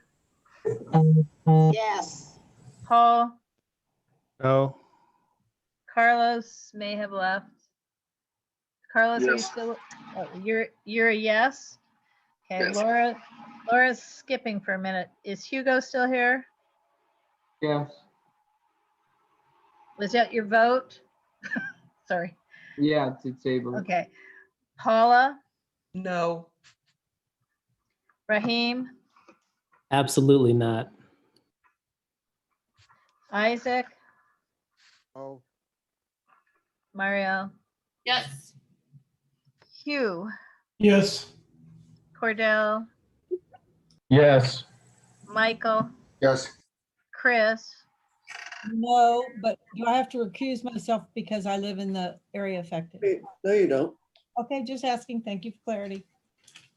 So what's your vote, Chris? No, I'd want us to vote on it. Okay, Greg. No. Nancy. Yes. Janie. Yes. Lizzie. Yes. Okay, we have 1, 2, 3, 4, 5, 6, 7, 8, 9, 10, 11. Yes. 1, 2, 3, 4, 5, 6, 7, 8. No. 2 ineligible. And I have abstained. So motion carries to table. Okay. So sorry, you guys. Now, again, we're really late. We're moving on to planning and zoning. John Arnold, you wanted to Boy, I thought we had 1 minute. Great. Okay, welcome everybody. I will see how much time I can take up. May I ask a question since you just voted to table it? What do you want us to do? Find out, or ask Carol to find out the locations that you're planning to put them. Are they on public property or private property? If they are on public property, please. Laura, can you send me an email with the specifics of what you want so that when we come back, we will answer the questions that you have? Yes. Just give me the specifics as to what you want. Well, I abstain, so I don't necessarily want anything, but I will send you the specifics of what I think I heard. How's that? Well, maybe you can check with your colleagues here so that when we come back, that we won't have to go through this again. Okay, absolutely. Thank you. Okay. Laura, may I weigh in for a moment? Yes. Yeah, no, it's, I just want to be clear that we can be in the public if they can get the permits, that type of thing, because that's a hurdle that has to be. We have to move on. We have to move on. I agree. Yes, let's move on. Please. Okay. Planning and zoning, give Laura a little bit of a breather here. I'm gonna see if we can churn through these items. We met twice since our last meeting, had some good discussions of planning and zoning, and we have a raft of motions or recommendations to the board.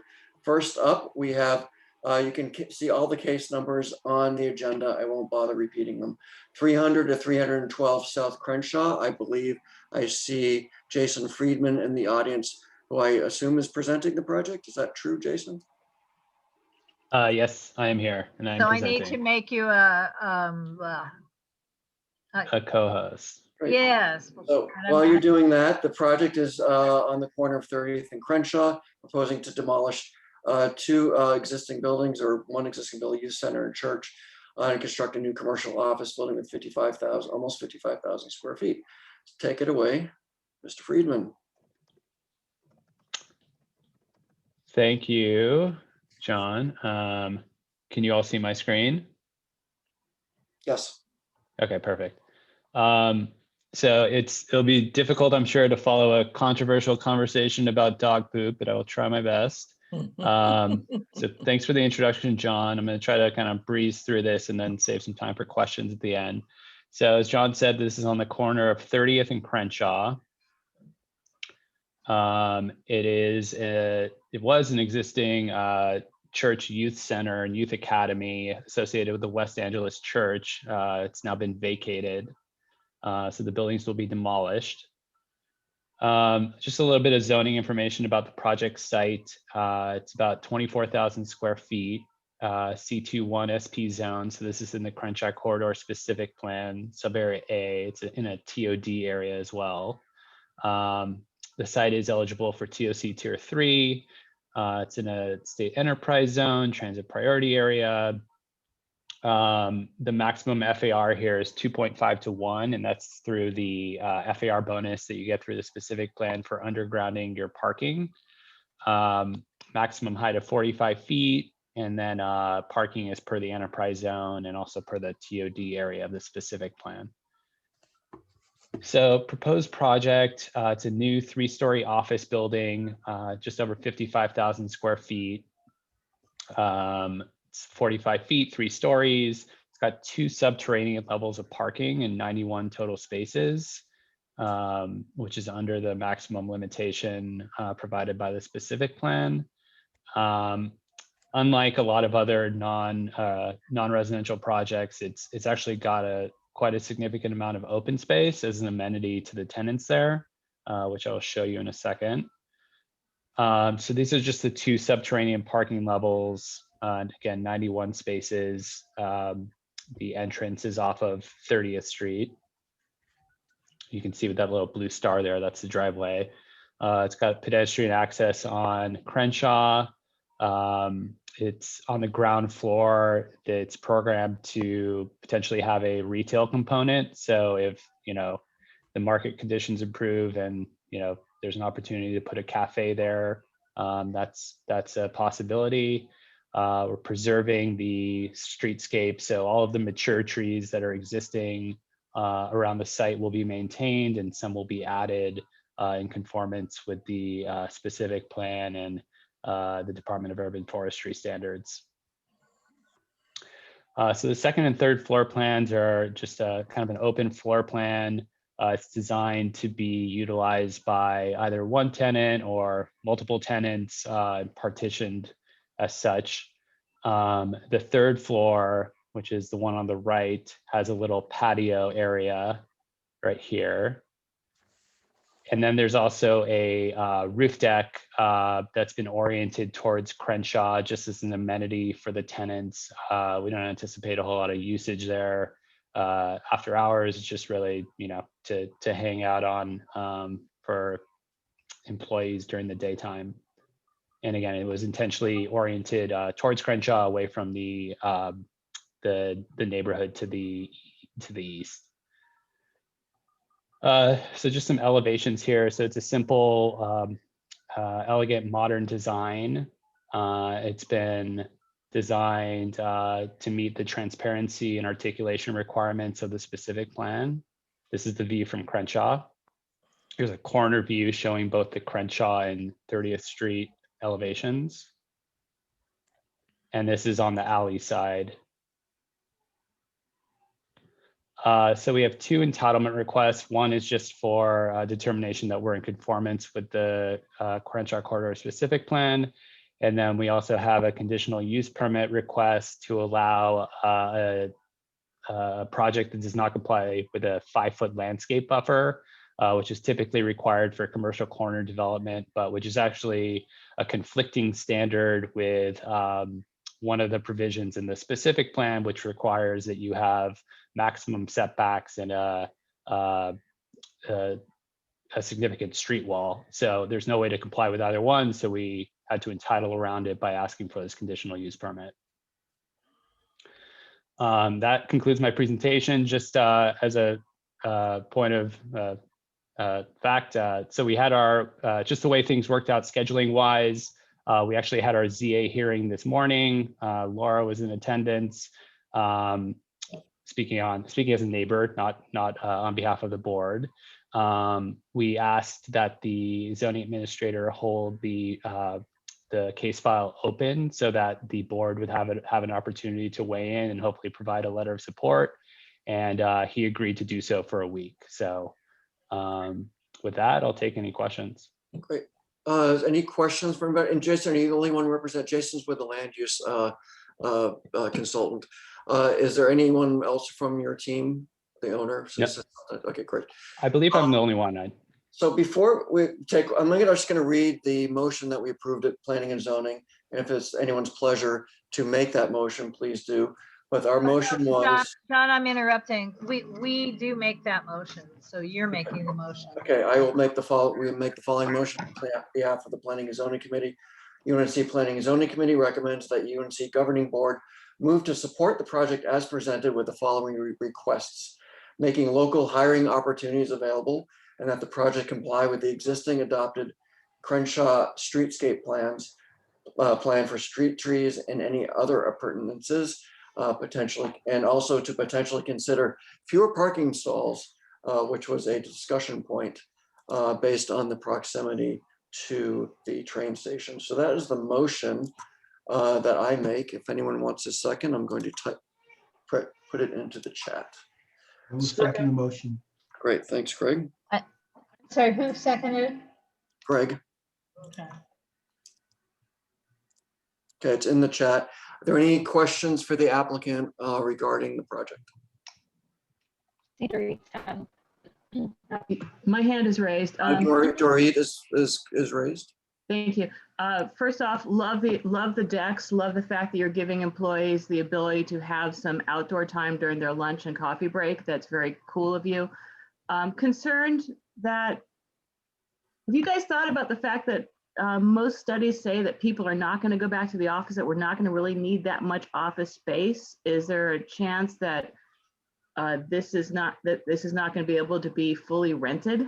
I would hate to see an empty building or a half empty building built. That's just a simple question. Thank you. Jason, any discussion on the ownership side about?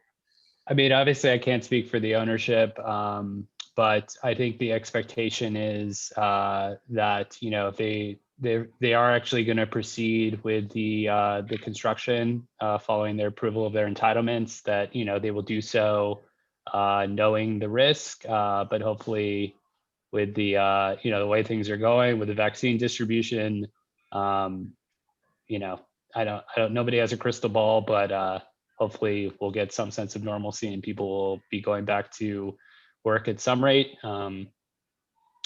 But again, that's just me speaking from a land use consultant perspective and not a member of the ownership team.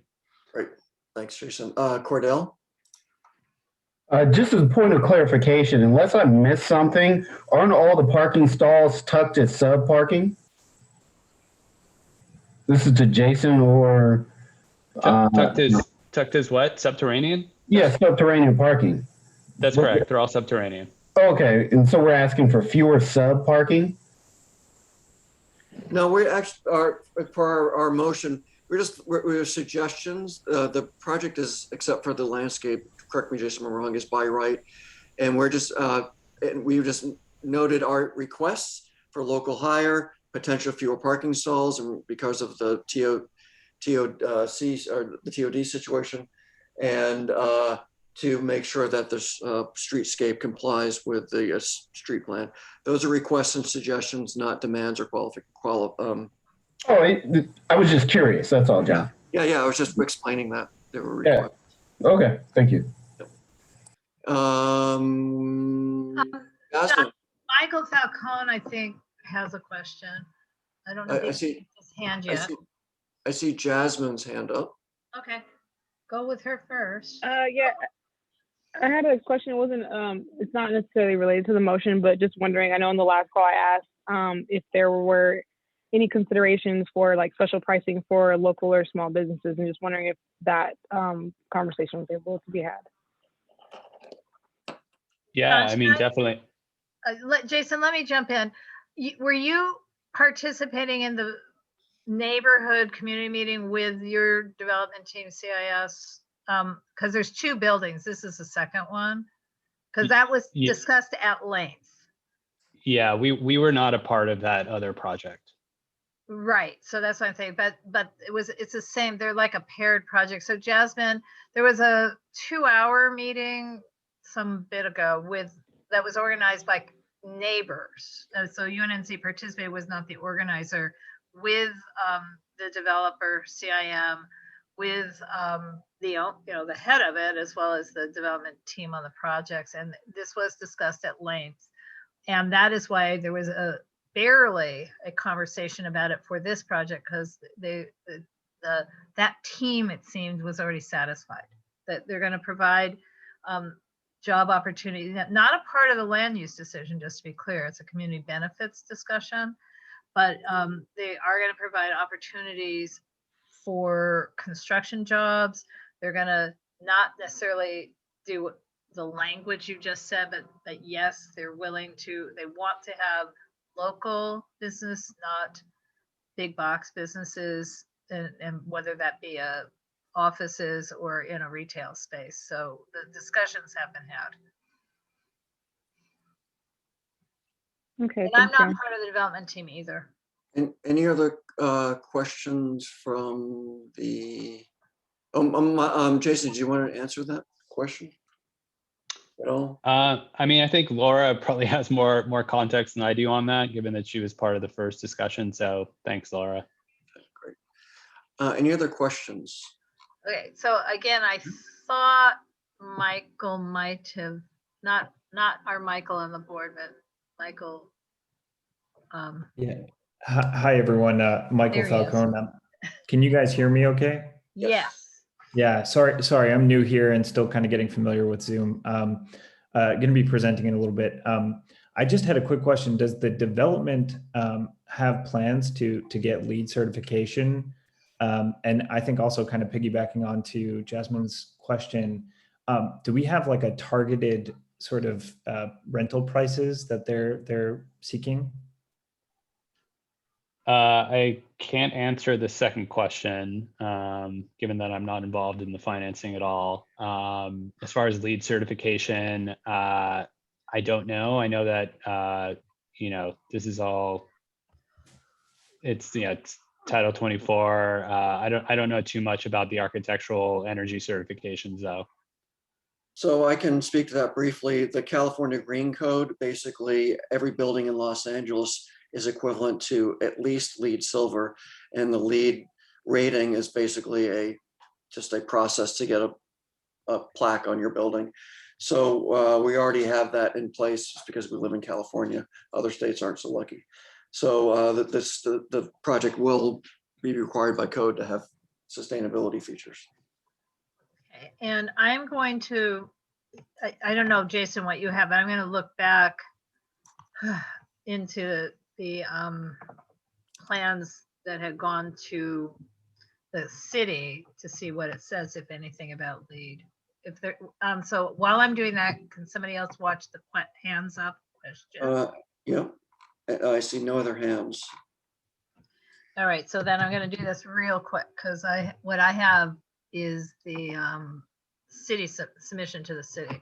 So out of 18 pages, the word LEED does not show up. I mean, typically in a entitlement set, it doesn't really get into that level of detail. It'd probably be on the construction documents, unfortunately. Right. So so I think therefore the answer is we don't know the answer. So we have a motion on the floor. If I can. And Greg seconded it. Yep. So you want to read it out loud, or it's on The UNNC, again, the UNNC Planning and Zoning Committee recommends the UNNC Governing Board move to support the project as presented with the following requests: making local hiring opportunities available, and that the project complies with the existing Crenshaw streetscape plans for street trees and any other appurtenances, and potentially consider fewer parking stalls because of the location near the train station. Okay. I will call the question. All right. So everyone, please, so we do this efficiently. Unmute yourselves. Hunter, you know what to say.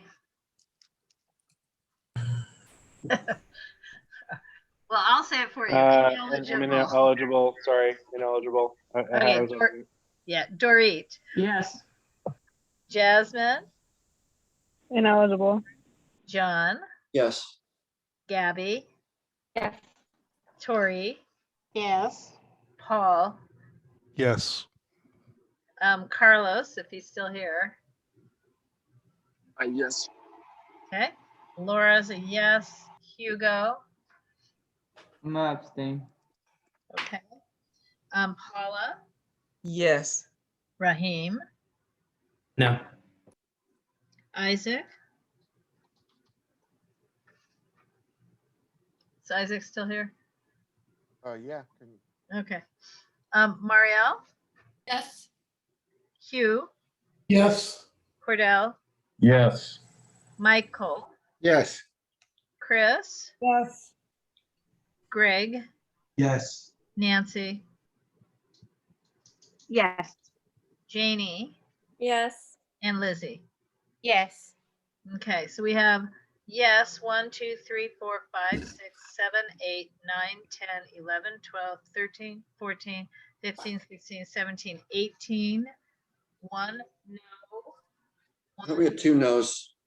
We had at least 2 no's. Who is the other? It was Raheem and someone before Raheem. Hugo abstained. Which becomes a no. Okay, no, and abstain what? How many abstains? 1. 1? One abstain. Okay, there's some, I can't hear very well. Yeah, talk in the mic, Laura. Oh, I'm sorry. What we have is 18 yes, 1 no, 1 abstain, 2 ineligible. Yep, great, motion passes. Thank you very much. Good luck, Jason, and Thank you all. Client, good luck. Will do. Have a lovely evening. Okay, moving on, I'm going to share my screen briefly. Do you have the fire photos or is that mine? No, this is, can everyone see this picture of this yellow building? Yeah, you skipped over one. You skipped B. No, We no, can do this is B first. Let's go ahead and do this one first. Oh, I'm sorry, you're right. Going to, we could do that one first. Sorry, I Okay. was out of. Yeah, I was gonna share my screen, but go ahead. Yeah, why don't you go ahead and share your screen? Let's But then do, you I'm have to sorry. then that's These, fine. these two houses are in the same block, one block away from each other. 1537 South Wilton Place was heavily damaged by fire last Friday, so less than a week ago. And it had a pending HCM approval on it, but it also had a pending demolition to make way for a, how many stories, Laura? 5, 6, 7? 5. 5-story multifamily rental housing project on the site. It was due to go to council last Tuesday, so 2 days ago, to be voted on for approval or not. And then this fire happened right before that. So there's a little bit of uncertainty about what to do about this, because it's obviously the potential for a historic cultural monument has been compromised by the fire. No one knows the extent. A member of the community, not a UNNC board member, did go into the house to get pictures after the fire. So these are fresh from the weekend. So I'm gonna just quickly, so most of these pictures are really showing us some of the character elements that did not die in the fire, but so it's a sad loss. We're not unsure what would have happened had the fire not happened. But this, makes the fate of the house just even more. It's a grand old house designed by a well-known architect for a very wealthy client, custom 1904, Laura, 1906? I want to say one of those two. It was very early, and it was the developer, one of the developers of that tract. So there isn't a whole lot that we can do. It's speculation, the accidental fire, we don't know what happened. There were squatters, homeless people living in the building and still living in the building, even post-fire. No one knows what happened. The council office has asked for an investigation from the fire department into the cause of the fire, but unknown yet. So the best we could do, we talked about this for a half hour, was to come up with this motion, which I will make right now for. Okay, so I'm going to stop the share because I can't see. And after you make the motion, John, I have an update. So for 1537 South Wilton, the UNNC Planning and Zoning Committee recommends the UNNC Governing Board to write a letter to reiterate its previous action, which we took at a previous meeting, regarding the new development at 1537 South Wilton, and strongly suggest that the project be redesigned and or revised for comprehensive compliance for the South Los Angeles CPIO Character Residential Overlay Zone for Arlington Heights, to meet the design guidelines with a thorough review by neighborhood experts, representatives, city staff, and the City Planning Commission. So that's the best we could do without speculation, but we just want to make sure that this project, based on our earlier discussions at this board, has a high level of scrutiny because it's lots of questions swirling around it. I'll second that, Dorit. Thank you. Okay, so my update, it's not specific to this house. It's just too bad this didn't happen 2 years ago. When I was at the City Council Planning and Land Use Management Committee meeting today, one of the other items on the agenda was a motion from, I don't remember which council members made the motion from a year ago, but essentially it was to increase the penalties for demolition without permit. But apparently that whole project by City Council, Building and Safety, and the Office of Historic Resources has expanded to now include the recommendation is going to council to include demolition by neglect and neglectful developers and abandoned buildings, so that they're proposing a $1,000 a day fine for buildings that a developer or anyone else presumably, but somebody in an entitlement process or owners of buildings, if they abandon them and leave them open like this, they will be fined $1,000 per day. It's a big disincentive. Had that been in place, obviously, we probably would not have had a situation where the building was so open and unsecured. I would go even farther, and I would say, this is me personally, and I've been saying this now for a week and a half because it's so upsetting. I think any developer, investor in an entitlement process or any other should be required to leave the lights on, leave the water running, leave some heat, have it occupied. And it should, the building, whether it's an apartment building or a single family house, should never be unoccupied until all approvals are in place and building permits for whatever the project is are issued. So what, be it a caretaker or a tenant, I'm not putting in a vote on that. But anyway, so that's what happened at City Council committee today. And then in addition, the developer does seem to be willing to do half of what the council office is asking and help the community retain the non-destroyed character elements. He's not hearing that perhaps utilizing them in the new design part, because his view of the building was more that it's, and I'm quoting, a dump, and not that it was a piece of beautiful architecture that just needed a helping hand. So it's not something UNNC can negotiate. We cannot say, yeah, we'll take that beautiful stained glass window. And I mean, we can't do that. So it's going to be other community elements. But in terms of the design guidelines or using the CPIO, I'm really hoping that what the council office will achieve what its goal is. And that would be to include neighbor council, probably John, in discussions on a new design that would be consistent and compatible with the neighborhood, because it's fairly clear we're not saving that house at this point. Thanks, Laura. And I also say that the council office was very responsive when in their first month in office, that they've had this kind of awful drama in the neighborhood. Well, one of two. We'll get to the second one in 5 minutes. Any other comments from the board or anyone in the audience? I see no hands. So I will call the question. The motion stands. 1537 South Wilton. The UNC Planning and Zoning Committee recommends the UNC Governing Board to write a letter to reiterate its previous action regarding the new development at 1537 South Wilton, and strongly suggests the project be redesigned and or revised for comprehensive compliance with the South LA CPIO Character Residential Overlay Zone design guidelines, with a thorough review by neighborhood experts, neighborhood representatives, city staff, and the City Planning Commission. Moved by me, second by Dorit. Okay. So you guys know how to do this. Unmute yourselves, please. And I'm going always in the same order because it's just easier. So Hunter. Ineligible again. Right. Hey, would you be surprised that I have that pre-written, but you still have to say it? Dorit. Understood. Jasmine.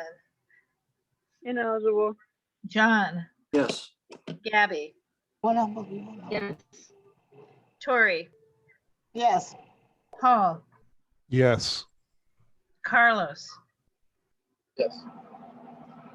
Laura. Yes. Hugo. For me. I didn't hear that.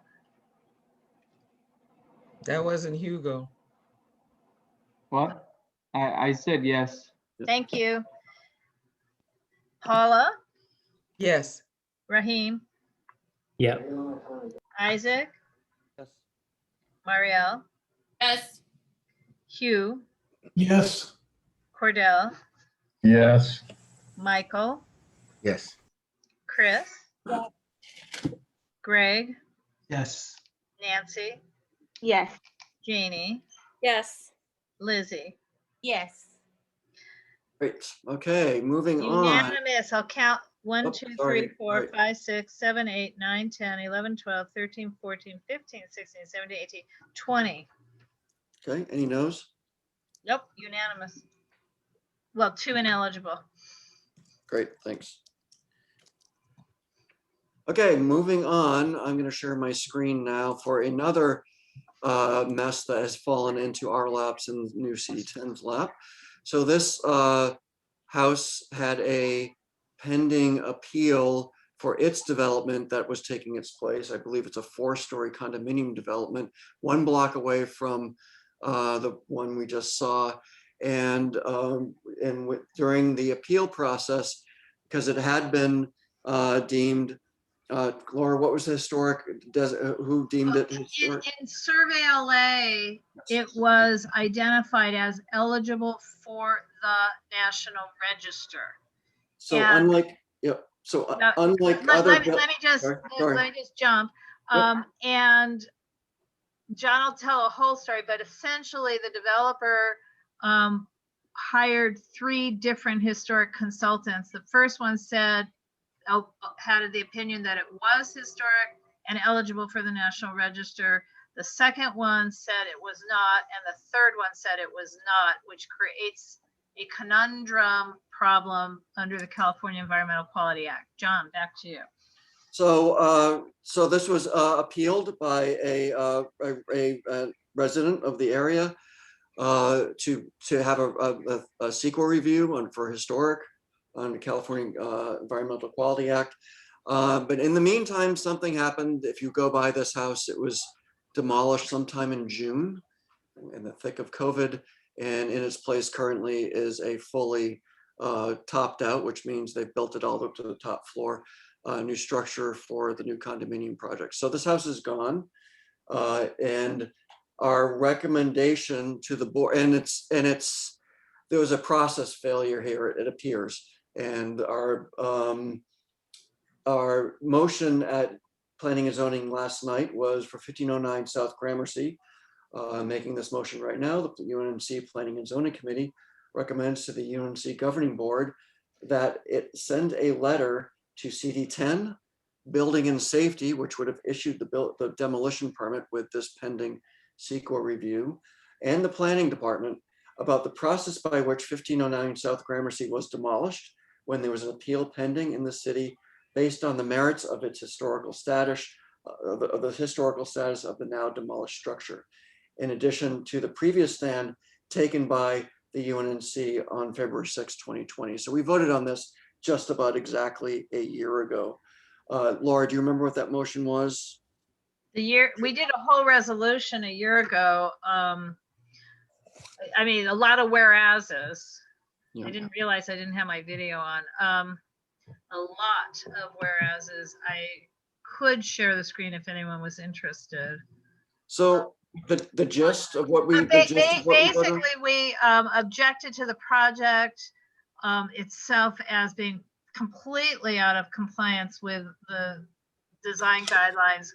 We objected to the process whereby the historical was dismissed by a city department rather than following state law, California Environmental Quality Act, which specifically states that if there is a disagreement among experts, and there were 3 different, plus the original Survey LA people, that's 4. If there's a dispute, you never can do a categorical exemption. There was the prior team on the CD10 supported as well the neighborhood and the appellant. The problem is it was being claimed that this project was, quote, vested. And we did vote on all of this. We voted. Vesting is a very complicated concept, but at core, if a person applies to have a vested project, or if a person simply applies to build something in a current zone timeframe, they have the rights potentially to be able to build that project whether or not the zone changed. So in our case, as everyone knows, the overlay zone was a zone change. So we got a promised protection. The problem with this one is the guy applied for the original permit in June of 2018. And to be vested, you have to either start building within 18 months or renew your permit by month 17, the first day of month 17. And he did neither of those things. And so there should have been no reason why he didn't comply with the design guidelines. So that is just another layer that of what the heck happened, and that is basically what our motion says to all the departments that would have signed off to get this building out of the ground, which it is right now. It's way out of the ground. So it covers all that. We need a vet investigation to CD10's the new CD10's credit. They have been responsive to listening to what our concerns are with this. Okay. Wait. We need a second. We had a.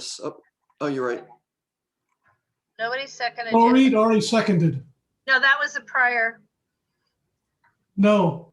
She seconded this one too. Dorit, have you seconded this one? No, she did 15. No, I did not.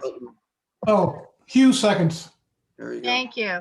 And I don't know if Danielle is still here and whether or not she attended Plum today. One of us should give an update about what Mark Ridley Thomas said there about this. Now that we're seconded, I don't know if we have questions either. I see no raised hands. Anyone have a comment, question? Let's move on. Right. Well, I will say, I'm just adding that our new council member, Ridley Thomas, seemed equally concerned that a building could be demolished in the middle of a CEQA appeal, and he has asked for a report from all the departments. He was very concerned. I say that we call the question. That's fine with me. Okay. Everybody ready? Unmute yourselves. Hunter. It's a walk of shame. Ineligible. Thank you. Dorit. Yes. Jasmine. Ineligible. John. Yes. Gabby. Yes. Tori. I don't see Tori. Is Tori here? Her name is here. Okay, moving on. Paul. Yes. Carlos just left, I think. Laura's a yes.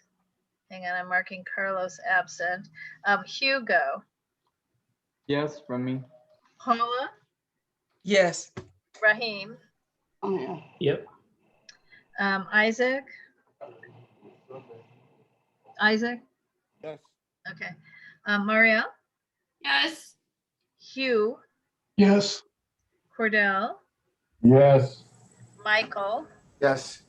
Chris. Yes. Greg. Yes. Nancy. Yes. Janie. Yes. Lizzie. Yes, and Tori's back. Okay, yeah, I was gonna circle back. And Tori. Yes. Okay, thank you. Okay, so 1, 2, 3, 4, 5, 6, 7, 8, 9, 10, 11, 12, 13, 14, 15, 16, 17, 18, 19. Yes. John, this time we have 1 absent and 2 ineligible. Great. Great. Okay, I'm bound and determined to only use the time we were allotted, and I think we have about 4 more minutes to get through these. Okay, so the next one is something we've taken upon ourselves. As the CPAO, which is the specific plan for South LA, has overlay zones, and one of them is Arlington Heights. It's character overlay, and in that character overlay, the planning department, when you go on the maps, they put little purple dots about houses that contribute to character overlays, and they've used Survey LA to determine which of those houses are contributors or not.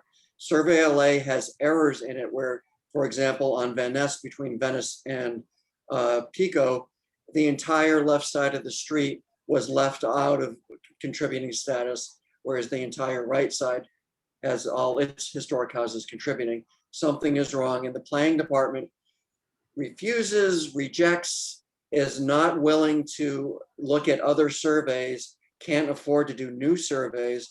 So we have all these errors that are leaving historic structures exposed to demolition. We saved 2 already on Van Ness, but we're bound to lose more.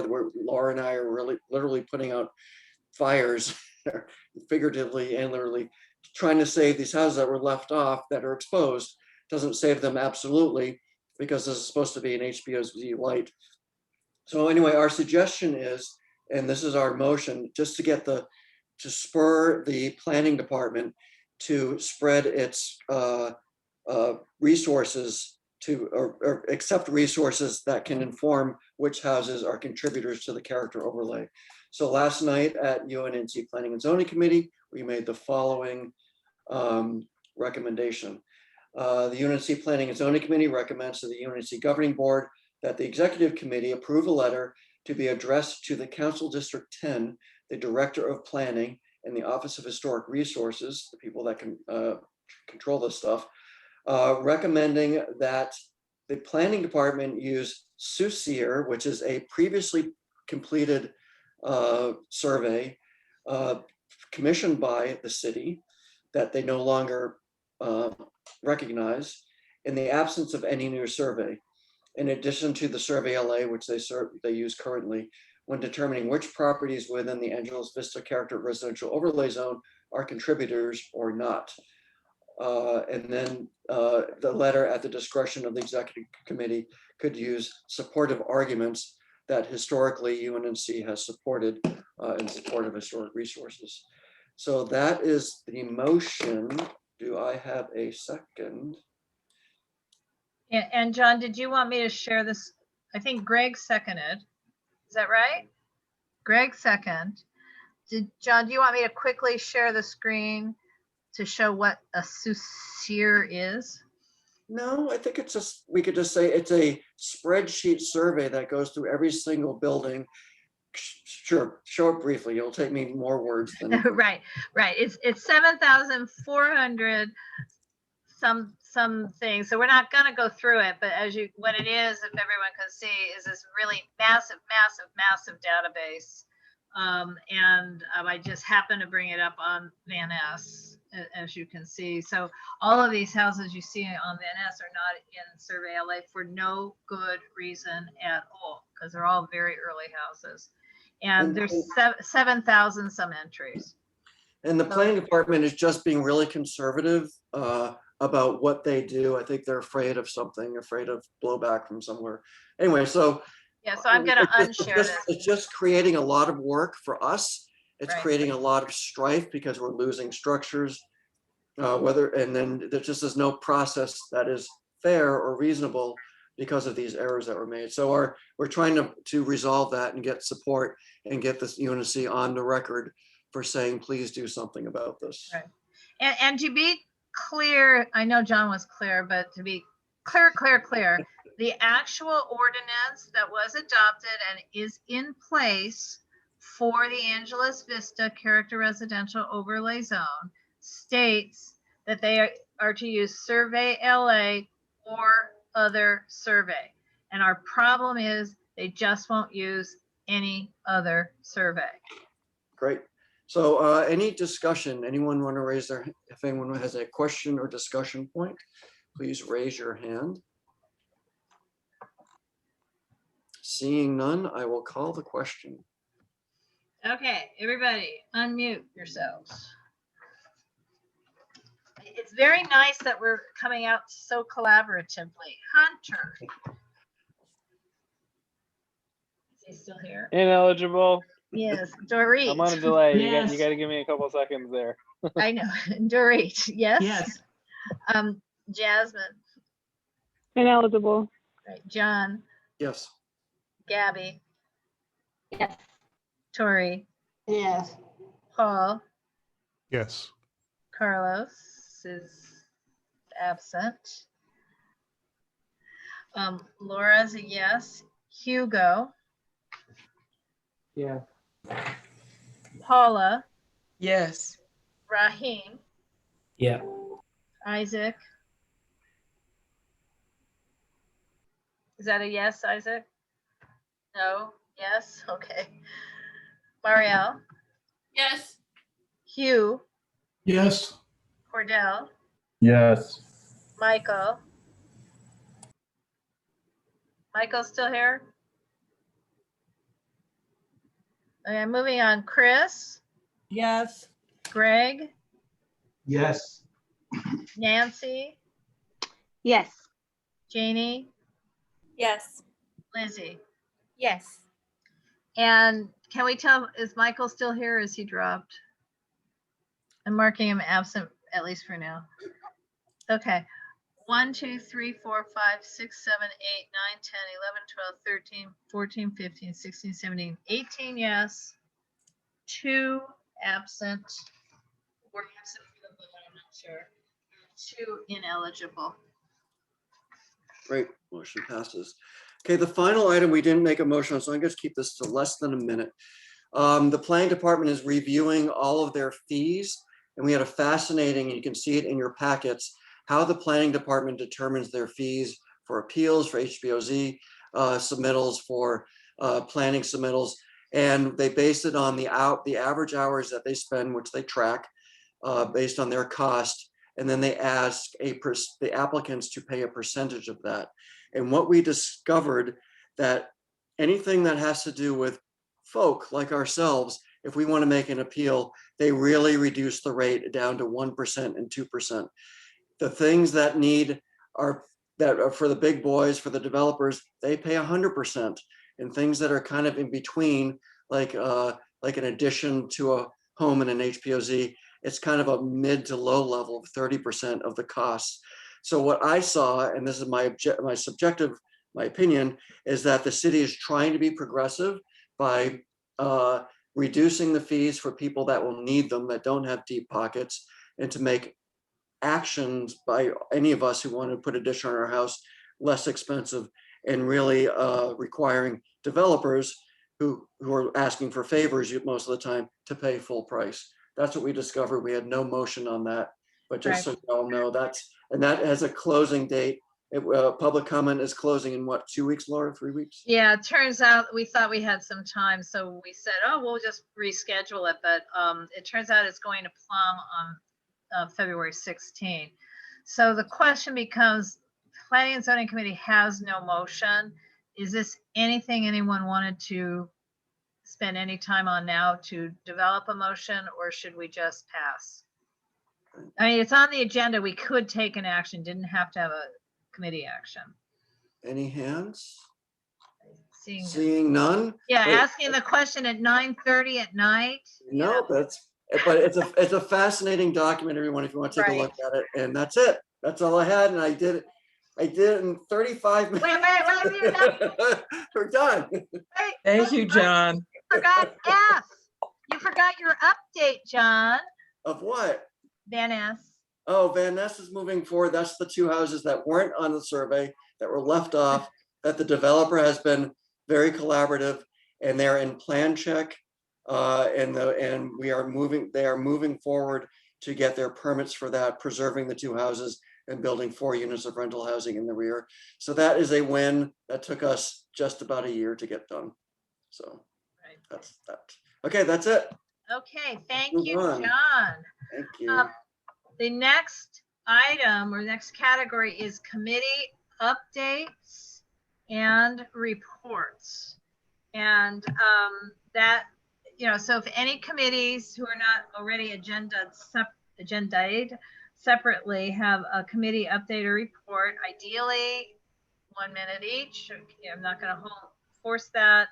And as well, if Hugo, if you had anything from the budget advocates. So raise your hand if you have a committee report or update, please. And that Dan and then Janie. Hello. I am apparently the chair of the environmental committee, which amazes me, but it's great fun. We have put together a list of 62 tree wells that need replanting potentially, and we're now in the process of trying to see which of them are actually good candidates. Thank you to Laura Myers for her leadership and pushing us to actually do this. That's my report. Thank you, Dan. Janie. Hi everyone. I am the head of the committee that's kind of a subcommittee that's taking care of the Slow Streets program.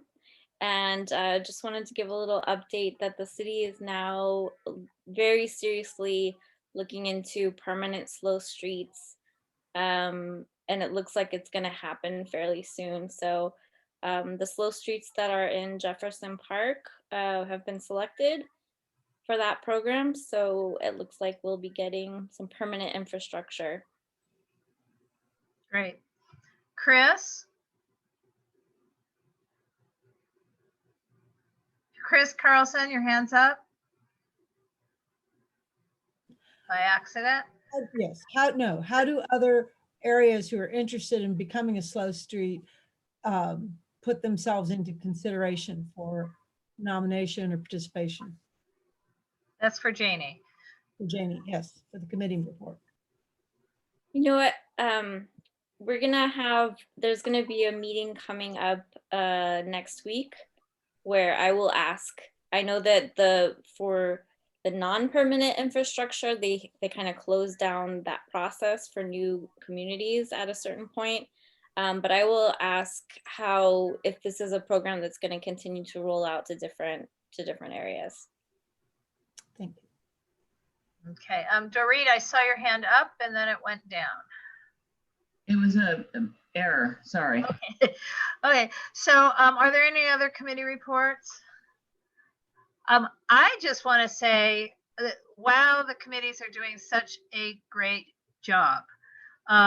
You're having fascinating agendas. You're attracting people to attend the meetings who hadn't been attending our meetings before. Every committee meeting, as much as I whine about having to go to every committee meeting, I actually truly find them fascinating, interesting, collaborative, and I am so proud of everybody doing such a great job running committees. And I hope those of you who wanted to take on committee chairmanships but haven't really jump started, we can start adding more committee meetings, although I'll whine even more probably. But you're doing a great job and thank you very much. So, and are there any other committee reports, updates? Okay, well, Communications Committee certainly has been doing a lot of work, and that is the next thing on our agenda. And actually, the first item is more mine, although it was done through the Communications Committee, and that is that the UNNC's proposed response to the current version of the proposed by Dunn digital media communications policy. So, and I know Gibson might weigh in a little bit about this. So we've been talking about this for a little while at Communications, but here's our proposed draft for you guys to approve. Response to a proposal by the city to basically make not guidelines, but an actual policy for how neighborhood councils use social media. So respectfully, the United Neighborhoods of UNNC opposes the proposed digital communications policy, social media policy. Neighborhood councils were created to promote more citizen participation in government, and by doing that, to make government more responsive to local needs. This is from the enabling documents. Neighborhood councils like UNNC have a chartered purpose. We have a mission to help our diverse communities connect with and have their voices heard at City Hall. To accomplish these tasks, UNNC and other neighborhood councils have found that digital communications, including email, websites, text messaging, and such social media platforms as Facebook, Instagram, YouTube, Twitter, and others, are effective and indeed essential tools for implementing community marketing and outreach strategies. We cannot give voice to our stakeholders if they do not hear from us in the variety of methods that they utilize for communications. UNNC would welcome best practices guidance, training and resources for how to improve our digital communications. UNNC also appreciates the attempt to set some parameters around the proper use of social media for government entities. However, the proposed digital communications policy for neighborhood councils would severely and unnecessarily limit our ability to build effective digital outreach approaches.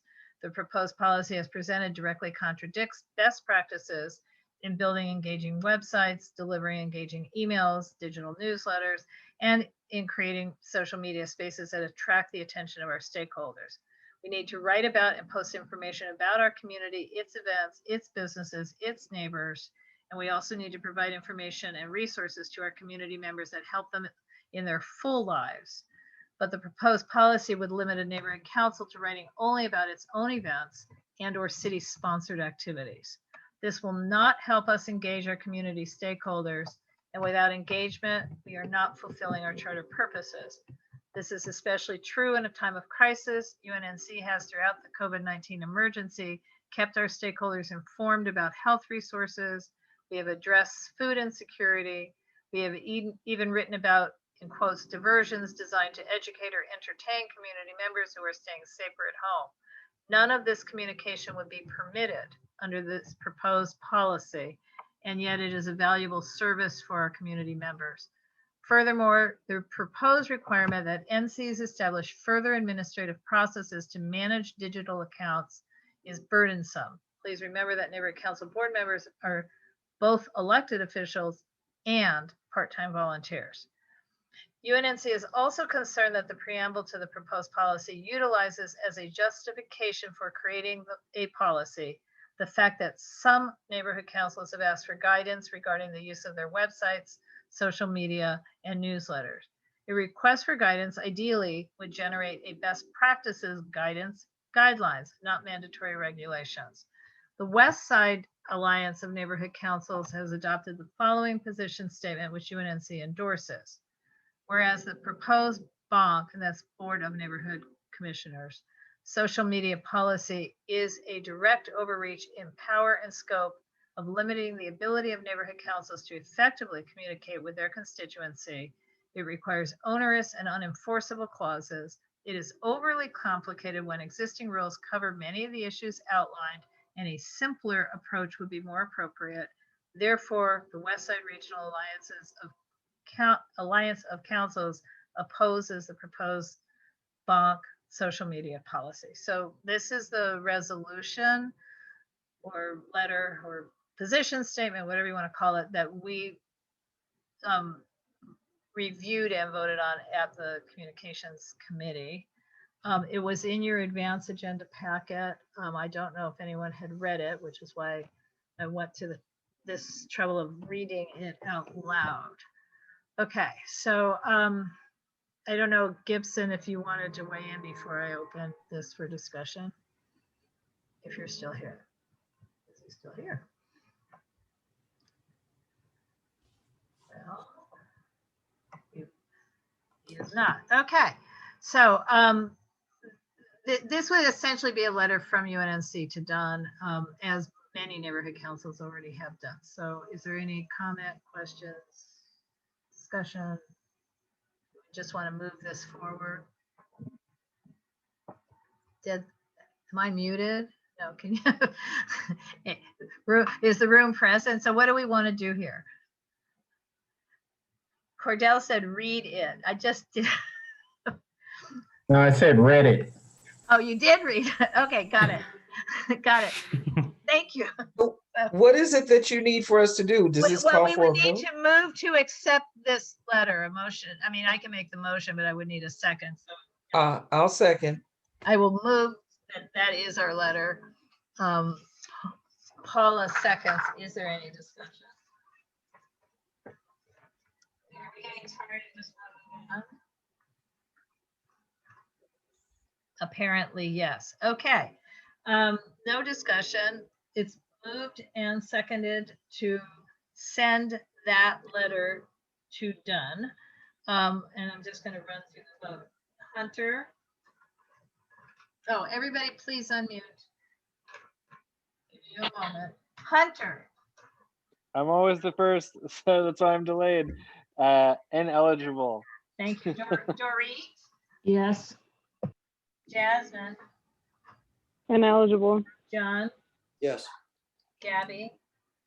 Yes. Tori. Yes. Paul. Yes. Carlos is absent. Laura's a yes. Hugo. Yes. Paula. Yes. Raheem. Yeah. Isaac. Yes. Yes. Marielle. Yes. Hugh. Yes. Cordell. Yes. Is Michael back or is he? I'm here. What's your vote? Yes. Chris. Yes. Yes. Greg. Yes. Nancy. Yes. Jamie. Yes. And Lizzie. Yes. Okay. So it's 1, 2, 3, 4, 5, 6, 7, 8, 9, 10, 11, 12, 13, 14, 15, 16, 17, 18, 19 yes. 1 absent, 2 ineligible. Raheem and or Gabby, the next 2 items, I hand over to you. Thank you. So as you guys might remember, I think back in October, we came and requested funding for a graphic designer and a photographer. You guys graciously gave us that funding. And in January, Gabby and I put together some advertisements to go out via Facebook and via our e-blast, soliciting applicants for those positions. And Gabby and I reviewed some applications, had some interviews, and we have a graphic designer and a photographer that we'd like to propose to hire for that 1-year contract at the contracted amount of $3,000 for the year. Just really quick overview about both of them. So Michael Falcone is here and Joshua Johnson is here. Laura, if you can make Joshua a co-host, he's going to be sharing some materials. I'll share Michael's. Is Michael also sharing? As I was saying, I'll share Michael's stuff if you can make me a co-host. Okay. But yeah, so we interviewed some really great candidates. These are the 2 that Gabby and I are really excited about. They both have a good amount of experience. I think what's also important is that, even in our short time kind of talking to both Michael and Josh, we feel like we've already established some sort of rapport as Gabby and I are kind of building our committee and kind of digging into all the work that we need to do. We feel it's really important to kind of find the right people to do that work. And we're pretty confident that Michael and Josh are those people.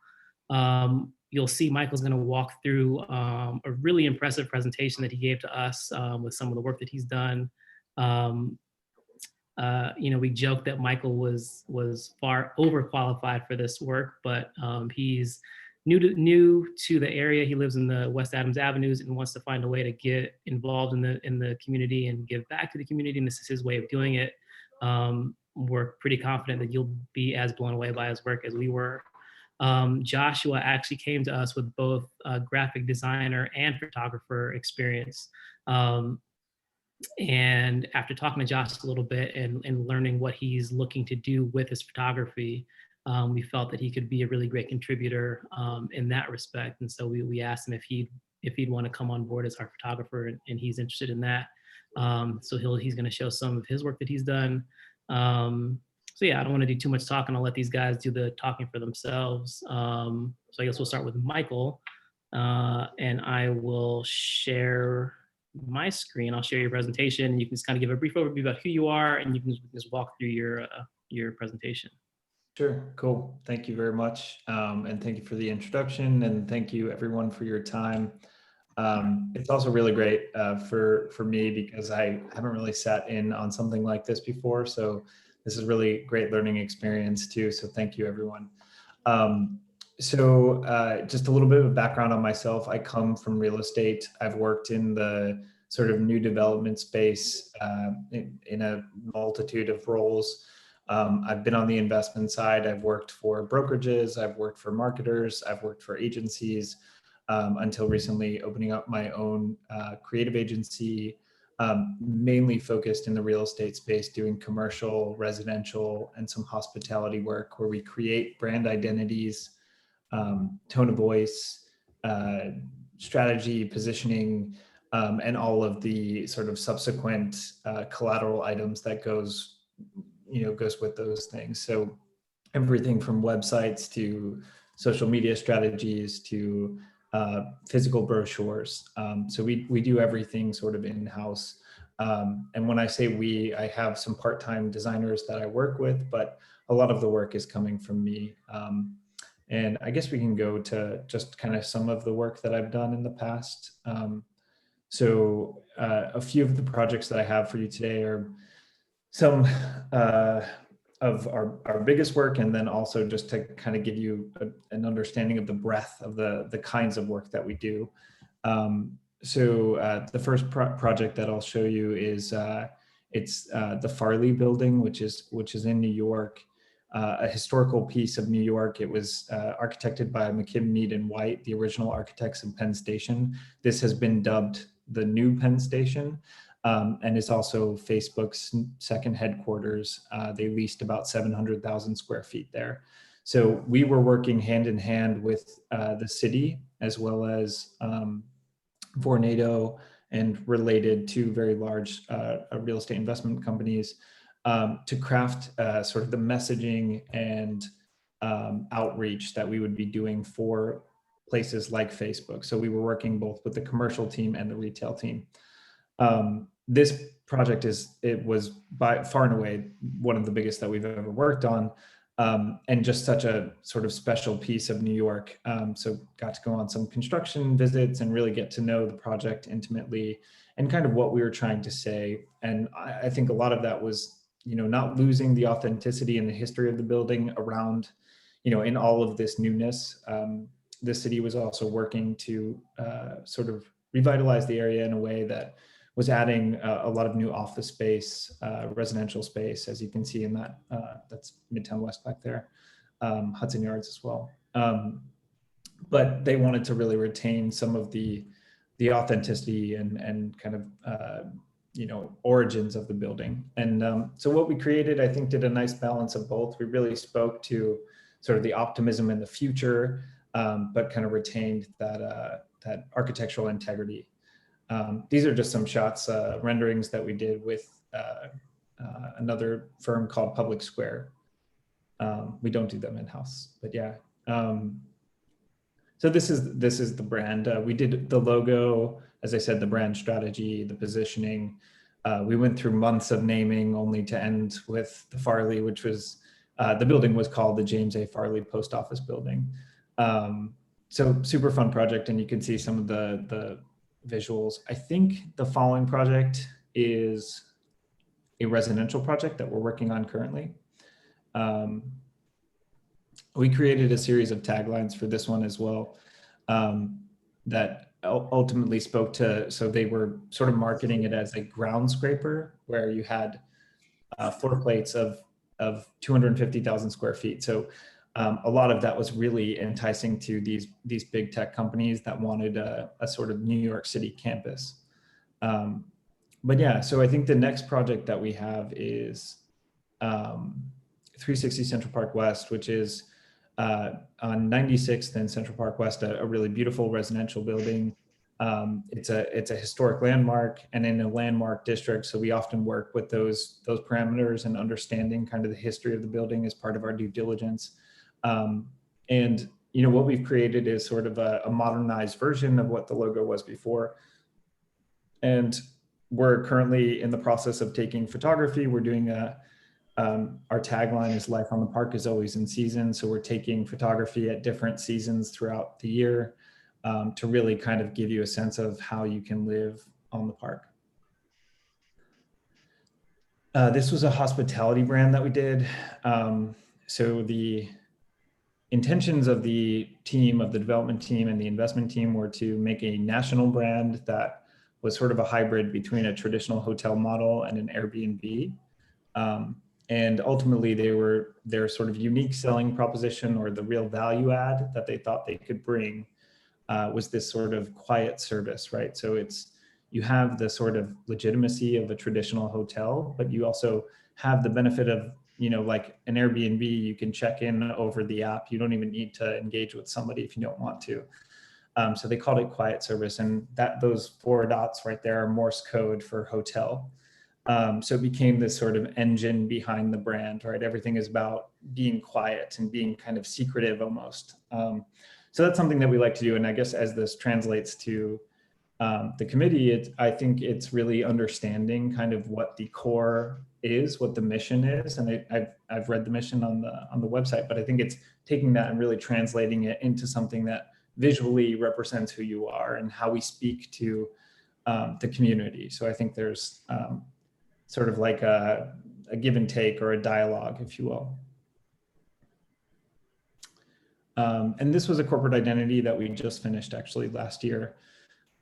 This is for a residential brokerage company based in Jersey City. So we still have a lot of work out in the East Coast, hoping to get some more out here. But yeah, so we just finished this brand, in small boutique brokerage, about 50 agents. And their main focus is that, they have this great reputation, and the individuality of the agents was really something to be celebrated. And we tried to incorporate that into the brand through the photography, as well as the way we kind of spoke and engaged on our ads. So home awaits became the main tagline, but everything, it was a mutable tagline. So you could say, your home awaits, or excitement awaits, joy awaits. And they really like that. Yeah, this is a sampling of what we were kind of proposing for the social media as well. I don't know if we have to go all the way into this, but this is a good look at our process. I can maybe talk to this one slide. I don't know if it's there. Yeah, this might be too long. Tell me when to stop. Yeah, so I probably won't go into this, but this is, if you want to share it, Raheem, maybe that will be better. Yep. But it just gives you a sense of how we approach things. And I think we always try to do sort of a global understanding of the area, the entity that we're representing, the people that we're trying to speak to, and really distill, the core elements of the entity that we're working with through those 3 or 4 lenses, if that makes sense. But yeah, feel free to look at this at another time. So yeah. Thank you, everyone. Thank you. And just to do a little bit of like translations of that last part, because I think a lot of the conversations that we have as a group, as a board, are who we are, what our mission is, what we're trying to accomplish, and how do we communicate that to our stakeholders. And even in our initial conversation with Michael about that, like he's already like he kind of comes from the world of thinking like that and trying to figure out how we can better communicate that. So yeah, really impressed by Michael's work. Hopefully you were too. I think I'd like to let Josh kind of run through his presentation, and then if there's any questions for either Josh or Michael, we can kind of address all those right at the same time. Josh, you ready? Okay. Yeah. I just want to say thank you for having me, and a really huge, thank you. I really appreciate everyone who stayed on. I know it's late, so I will make it as brief and kind of quick as possible here. Let me see.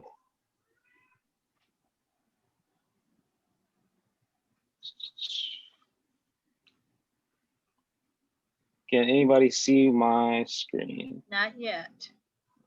Yeah. Oh.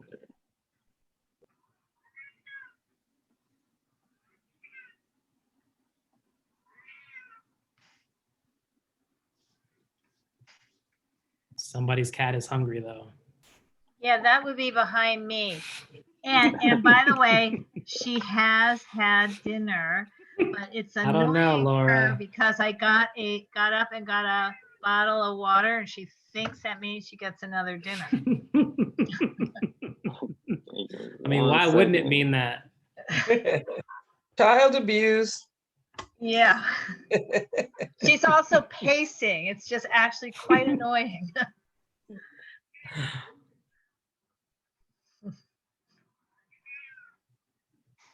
Okay, did we just lose Joshua completely? I think he just maybe having No, I'm trouble still there. Yeah, sharing. Yeah. He's just building up the suspense, guys. Yes, Part of so. his act. Part of his act. Well, you know, I love this Zoom format. I mean, seriously, it's very powerful. But then there are the glitches.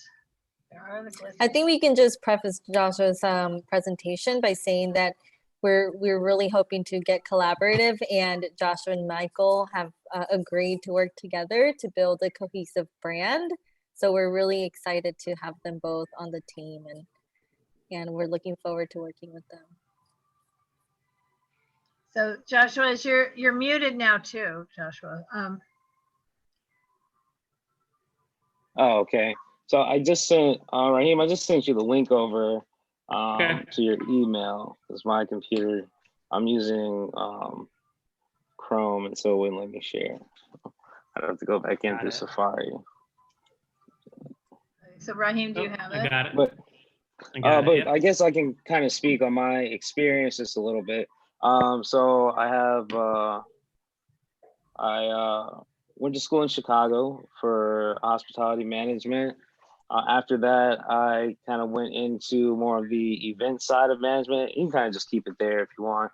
Went to the event side of management, and I started hosting events myself. Then I started getting more into kind of the back end and the design and everything that goes into it. If you kind of scroll down, you just keep scrolling. It's kind of far down there. You just keep scrolling. And you just keep scrolling. Those are some of the things I have done, but what I wanted to show, you can just keep going. I wanted to show, going through that, right here. Right there, the Lake Elsinore. Lake Elsinore example. Oh, up and up to there. Up, down. Now go down. There we go. There. Mm-hmm. And you just click on more examples. Well, I mean, basically, I'll just make it brief. You know, and you can click on the pictures if you want to expand them. And if you scroll down, there'll be more pictures. But, you know, basically, I just want to make sure that I am here to, you know, support Michael as far as with content, because I think it's really important. So just making sure he has all the photos that he needs for, you know, anything. I have a lot of great ideas when it comes to kind of how to highlight, you know, everything from small businesses to a lot of the history that's in the neighborhood. So I just want to make sure that, you know, he has everything he needs. And those are some of the shots. And if you see the top right, I also use like a drone for some of my shots at the top.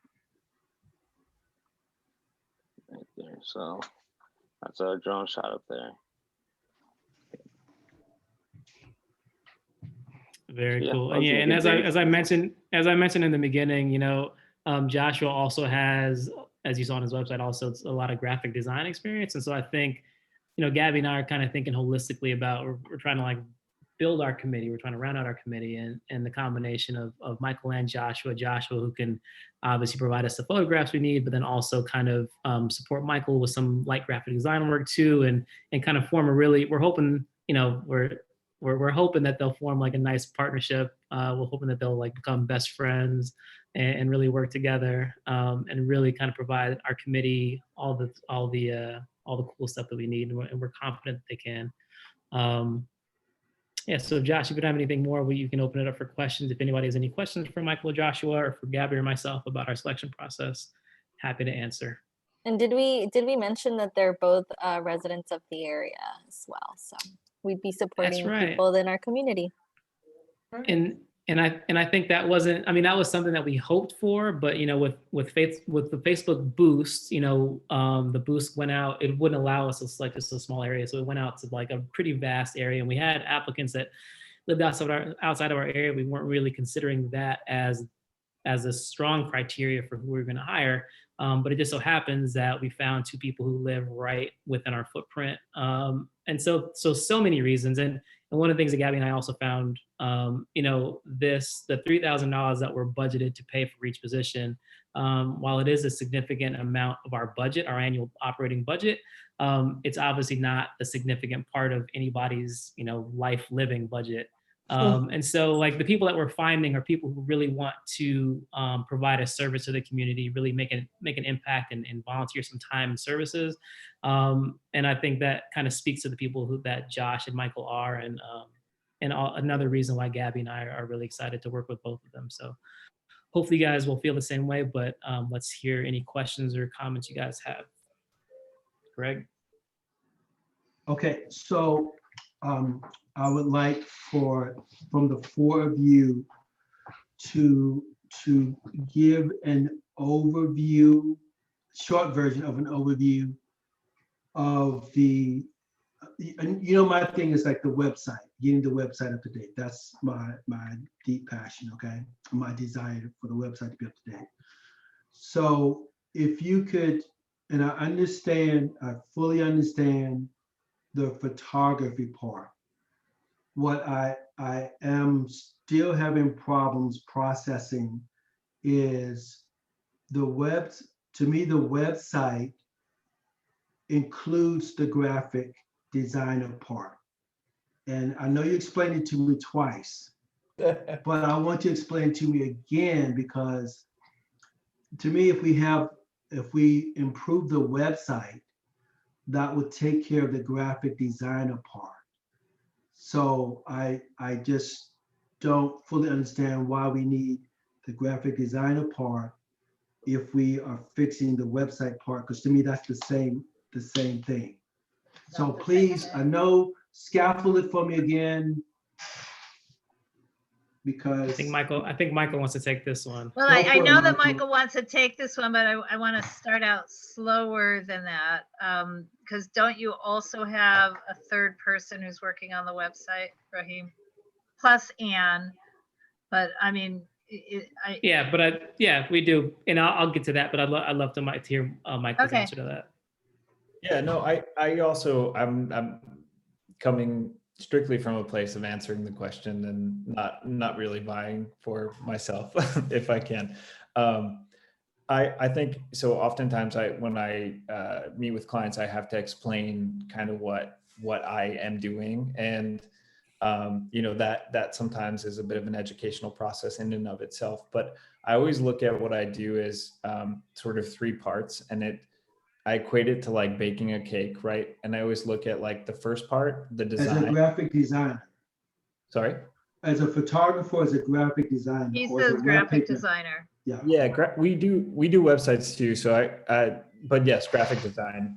So I think the first part is really getting the sort of the recipe right, and that's all the design, right? That's all the graphic design, and then the ingredients are the content, and that's the photography. That's the beautiful photography. That's all like the renderings, the other stuff that goes into it, right? And then the last thing, what you make, is the things like the website, things like your social media. And so I feel like that's how it all connects. And really, design is different from website, but it is tied to it. Obviously, you need to have that sort of recipe right if your website is going to be right. And I think, Greg, if you want like we talk about the beautiful houses in our neighborhood. Any construction worker can build a house without an architect. Probably wouldn't recommend that. An architect is going to help the house look a certain way, perform a certain way. And I think a graphic designer kind of has that same function. Like what people don't understand is like so many things that go on the website, even go on our Facebook page, like require some amount of design. And a lot of that designers are things that Gabby and I are doing at 12 p.m. at night or 11 o'clock at night that we don't want to be doing, and we're not qualified to be doing. When we make flyers to promote an event, when we make applications to solicit people to work with the neighborhood council. All those things require some sort of design, and like it's happening right now on the fly, by the midnight oil. And so there's not really, our organization doesn't have like a design aesthetic that we're subscribed to. We don't have, and maybe, I mean, this might be like kind of high thought for a neighborhood council, but like we don't have an identity when it comes to like our design. And so like, I think in hiring a graphic designer, especially somebody like with the abilities that Michael has, like it would allow us to kind of like think in this space of like having everything like make sense, be designed well, and like all speaking kind of the same language. Okay. So in a practical sense, yeah, what we would assign to Michael or the graphic designer, we would say, Michael, Lizzie is working on the election thing. Exactly. And we That's want right. 3 products. Here you go. You have a week to get them done. And you're going to charge us $7.50. And not, right. I'm sorry. I'm being funny, but I'm not being funny. But this is, so we would assign that to him to do. And then it's a conversation. Is it like, Josh, can you take a picture that would go well with this like they'll have a conversation about what that graphic will look like and what it needs. And they'll come back with ideas. Gabby and I will look at them and say, oh, this is cool. Show it to Liz. She'd be like, oh, this is cool. Can you change this? But like, we'll start to develop a process for how we develop these materials. That's not just like Raheem or Gabby trying to like create something because we have to. So I grab a hold of, and I'm sorry if I'm taking up too much time, but I grab the concept of saying the practical use of this would be to help Lizzie, and Lizzie in this case, help Lizzie with the project she's working on. But I'm still, if that's how we're going to use it, I do see it. But I don't see it from the standpoint of Michael redesigning our website for us or helping us re-engineer our website, because that's and we have, so I mean, we're not hiring Michael to fix our website. We actually have other people who are part of our committee now who we're having separate conversations with about the website. Michael will definitely be a part of those conversations if he's brought on board, and so will Joshua, because all this stuff kind of works in concert. But there's separate functions. Like a graphic designer doesn't necessarily, I mean, Michael can. Raheem, sorry to interrupt, but just to be clear, like when we're talking about hiring Michael and Joshua, we're thinking more of like, what is our brand? Like when you look at our, if you see our logo out in the street, you'll know that's UNNC, that's my neighborhood council, right? Right now, we're asking Anne and the other part of our committee members to work on the infrastructure of our website and what our website will allow for, what will it do for our residents? Accessibility to their governing board, right? But we want to also create a brand here. And I think that Michael and Joshua will be a really great asset in creating something that all of our residents will know, and they'll want to come to our meetings and want to participate. And so they're really going to be like a smoking gun for us in terms of creating some brand recognition. That's the way that I see this opportunity to hire them. And I'll just really quick, I just want to say, hands raised. Okay, sure, that's fine. Lizzie. Okay, Lizzie next, and then Mario. Yes, hello, and thank you for your presentations. Very, very impressed with them. However, I do have some concerns. I am concerned about the logistics of getting our elections outreach efforts released in time. Right now, we are dealing with very time-sensitive deadlines. We are already behind. So requesting candidates, we are already in this window and we have not released something formally. We do not have a landing webpage. And so at this moment, that is my worry, that I understand this branding project in the long term, it will help us tremendously. But right now, how do we accomplish this? And I think that communication has been broken at some point. And so I don't know who to go to get the help that I need, because I am obviously, I have no knowledge about working with Canva. We have discussed this in the past. And right now, we're basically holding on to everything because we don't have a landing web page. So how can we get the help? Thank you. Okay, Mario? I don't think that requires an answer immediately, Raheem. I want to hear what Marielle has to say as well. Well, I mean, I think yeah, you can answer Lizzie's yeah. question, because mine was more kind of forward looking, and so I don't want to lose sight Oh, of. okay. So Yeah. then, okay, so go ahead, Raheem. Yeah, and Lizzie, you know, I can personally apologize because I know that we had like a pretty good conversation about what the things that you needed were at our last communications committee. And honestly, like I've just been so busy with work and life, I haven't been able to kind of like come back to those conversations. And this kind of speaks to the reason why Gabby and I feel like it's so important to hire a graphic designer and a photographer, again, to like take things off of our plates. Like if this provides an ability for us to have conversations with Michael and Joshua about ideas we do have to pass on to them so that they can turn around work. If we can say to them, hey, we have these ideas for the election that's coming up. Can you crank out some designs or have some ideas? This is what they would be here for.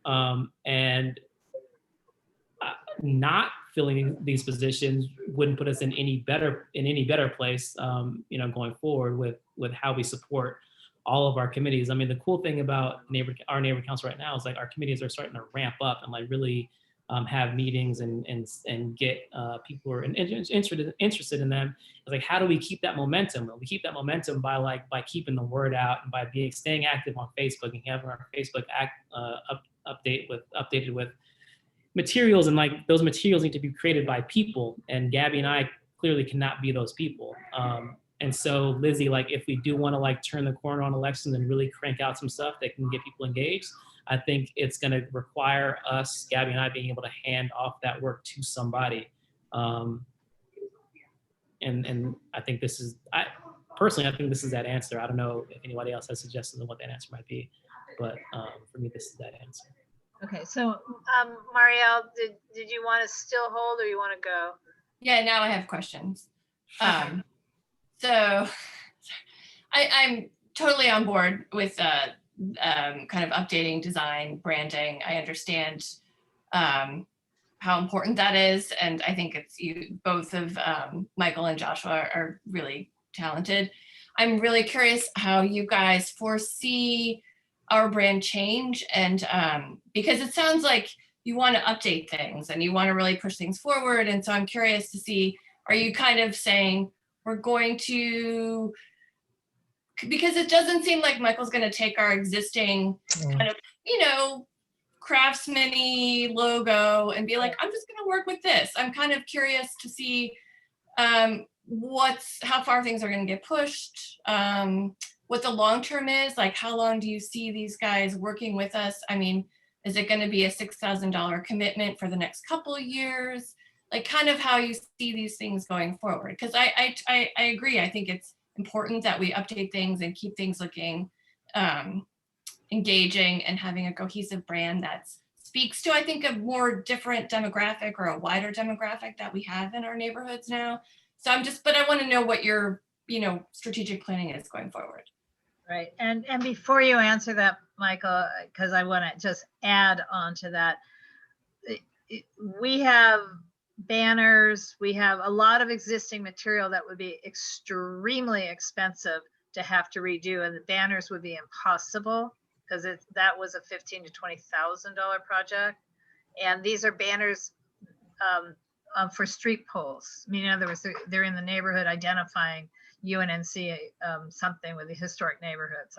I could pull it up, but that's not going to go away. So that logo is that logo, and the logo on a lot of our outreach materials. I mean, it's just not, it is infeasible, I think, for a neighborhood council using taxpayer dollars to say, oh, we don't need any of that stuff anymore. So, and when Laura, I apologize.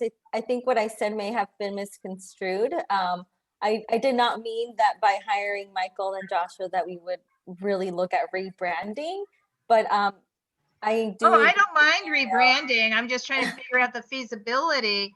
I mean, I'm not saying necessarily that the existing logo, you know, I mean, same thing as Mariella is saying, is like, where do you see this going?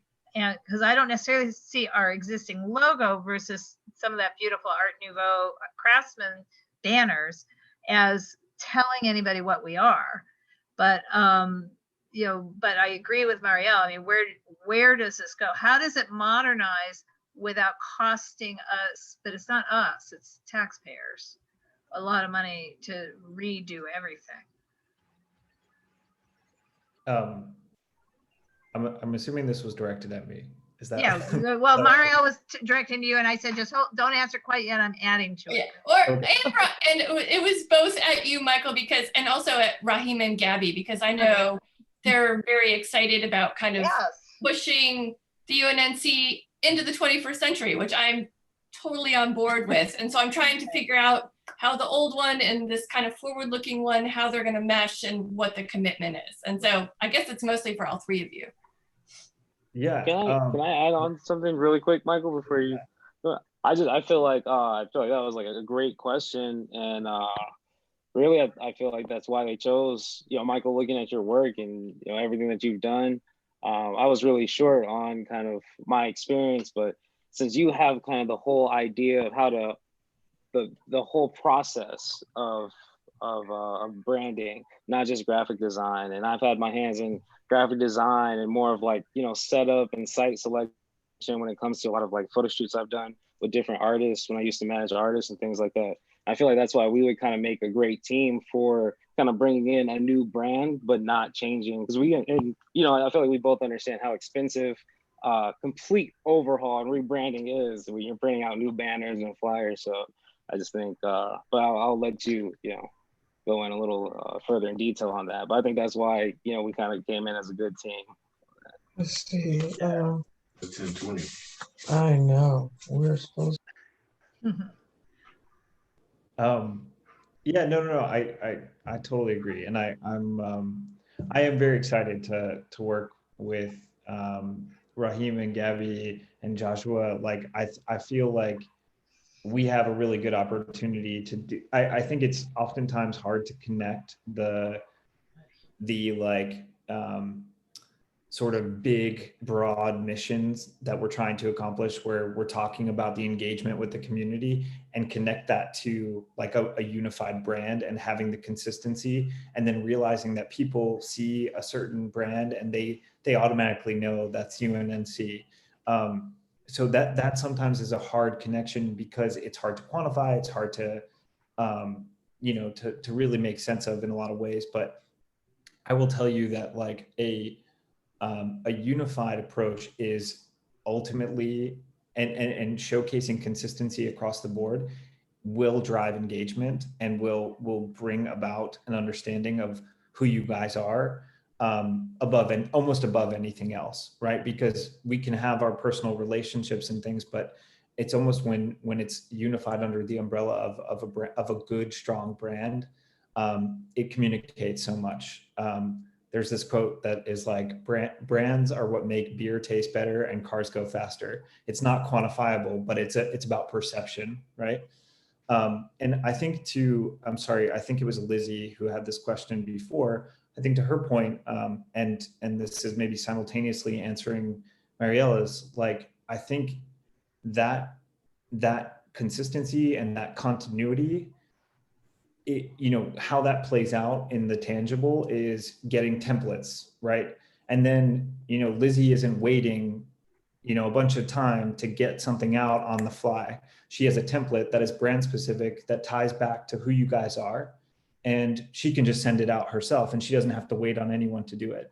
And as far as the future, like, I think I always operate in a capacity to like make myself obsolete, right? So if I do my job well enough, I'll get things in motion and help these guys get things in motion to where it's like, okay, you have all of the materials that you need, and then you could just, plug and play as you go forward.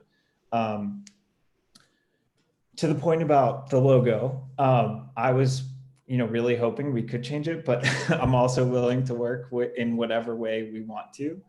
And I totally understand the like financial restraints, and that makes perfect sense. We work with that all the time. One thing I'll say though, it feels like there's quite a bit of development happening around the area. Is there any way to get development money to like sponsor you guys in a way? No, because we're government. Oh. So like bluntly no. Because that would be like bad. Anyway, Chris has her hand up. Wait. Chris has her hand up, so I'd like to ask Chris, and then I do need to bring us back to what's actually on the agenda, which is not a rebranding campaign, but rather an engaging potential engagement of two people for a certain amount of money. So anyway, Chris. Well, my understanding, if I've listened to everybody, is that fundamentally they're going to be working on both photography and visual elements that would be in our web space and our Facebook and our online presence. And that would not negate the printed existing materials that we have and have used, but by developing consistent templates, we can introduce new visuals that coordinate and augment what we have already established, because our name isn't going to change, and our logo that exists could always be accompanied by an additional image. Is that correct? I mean, we're not talking about. Yeah, Chris, I mean, it's primarily, it may not be obvious to everybody, and that point is because the previous designer has moved to Las Vegas. We have less and less contact with her. But we certainly have a specific color family. We certainly have a specific font family already. Don't ask me exactly what it is, but we have it. And we have that tree that has all those multiple color leaves that must have meant something to somebody at the time it grew, if I'm saying that right. So that's a long conversation, but the short conversation is that not replacing. Yeah, but Chris, the short conversation is, and I understand what Lizzie's saying, because I've finally said I'll use InDesign and do something, because obviously nobody else is, because we have to right this second get graphics out now before we have our meeting on Tuesday with Dunn, and they want us to show and tell them what we've already completed, which is nothing. And so that becomes the issue. What's on the agenda is basically a scope of work for the photographer and a scope of work for a graphic designer to do weekly advertisements, create beautifully designed graphics. Laura, we lost your audio a little bit. Yeah, Laura, get in the mic. Get in the mic. Well, my point is, what's not on the agenda is the bigger picture. What's literally on the agenda is sort of weekly, bi-weekly assignments. Right? Yeah, and so let me just jump in here really fast. Like, there's a very practical part of what Michael and Joshua will be doing for us, ideally on a weekly, bi-weekly, monthly basis, cranking out stuff for our Facebook page, our website, etc. I will say that there is a line on the graphic designer that we will be exploring a redesign of the logo. And I will say right now, we will, if we hire Michael, somebody of Michael's capabilities, we will not explore a redesign of the logo, because we're not going to waste his ability like that. Will we redesign the logo? It's something that would come back to the entire board for us to vote on and talk about forever and ever and ever. But to shoot down this idea because we're afraid of like moving forward with a logo or a different logo is a little bit ridiculous. We're not even close to being there yet. I love Mario's question about like how we kind of like meld and merge the old with the new, because like it's what neighborhoods all across LA are trying to deal with and grapple with right now. It's like, how do we do that physically in the places that we live, and then also like in these online places that we're creating? Like, we're not going to create like something that's inaccessible for people who were like of a certain generation. We want to create something that's like really for everybody. If anybody thinks that like the things that we're doing right now are working, like if anybody thinks that like we have enough people in our committees and at our meetings and doing this work, then cool, we don't have to hire these guys. But like, I can tell you from like the work that I've been doing with this neighborhood council, like it's not working. Like we need something different. And I think this is one of those different things that we could do to really push us forward and really help us achieve some of the things that we're trying to achieve. Right. So to my point, can we call the question? Okay, so there's two questions because they're two separate items. Greg has his hands up. So again, I want to keep circling back. What's on the agenda essentially is the motion, the two different motions, B and C. And they describe a scope of work. See, remember, we have to, if we vote on this, if we vote positively on these, then we have to go to the city clerk's funding team with this scope of work, and they need to tell us, how do you get paid? You know, what's the method, you know, how do we pay? So we have to vote on the scope of work, and that's why I'm trying to take it out of the conversation about whether or not we are branding a logo. I mean, we've been talking all about the thing it doesn't matter what our opinion is, that isn't what we're actually voting on. We're voting on these two on the agenda scopes of work. John Arnold, and then can we try and do a motion? That's where my thoughts go. I don't want the scope of work here to be a mandate if all these things aren't done, that someone gets in trouble. Like, for example, I want to question whether headshots are necessary, not say you have to do them and waste these two talented individuals' time taking headshots and getting them posted and getting them organized, and then have people quit the board, and then we have these headshots that aren't worth anything, and we have to re-update them. So I would say I don't want to get these scopes of work to be so strict that they have to do them. I'd rather have it be an exploration, to both Marielle and Raheem's point, that it's a freshening, and so I want to question even the base. John, we're never going to get that. If we don't have a specific scope of work, we're just not going to get it past the city clerk, and they won't get paid. Okay. So but your point is well taken. It could say scope of work may include, and on the headshot thing, you know, take headshots if required. I mean, we can, you know, kind of finesse the language so that it's not mandatory each bullet point. But if we don't have scopes of work, the city clerk will say no. I understand that. I just want to make sure that there's some wiggle room there so we aren't boxing ourselves in the old box. That's it. Thank you. So would your motion be, starting with the first one there where I spelled his name wrong, so sorry, on B, engage Joshua Johnson, it has a whole list. Would your motion be this, you know, the scope of work to be the description of the scope of work, you know, approve the scope of work, but add flexibility? Would that be the motion?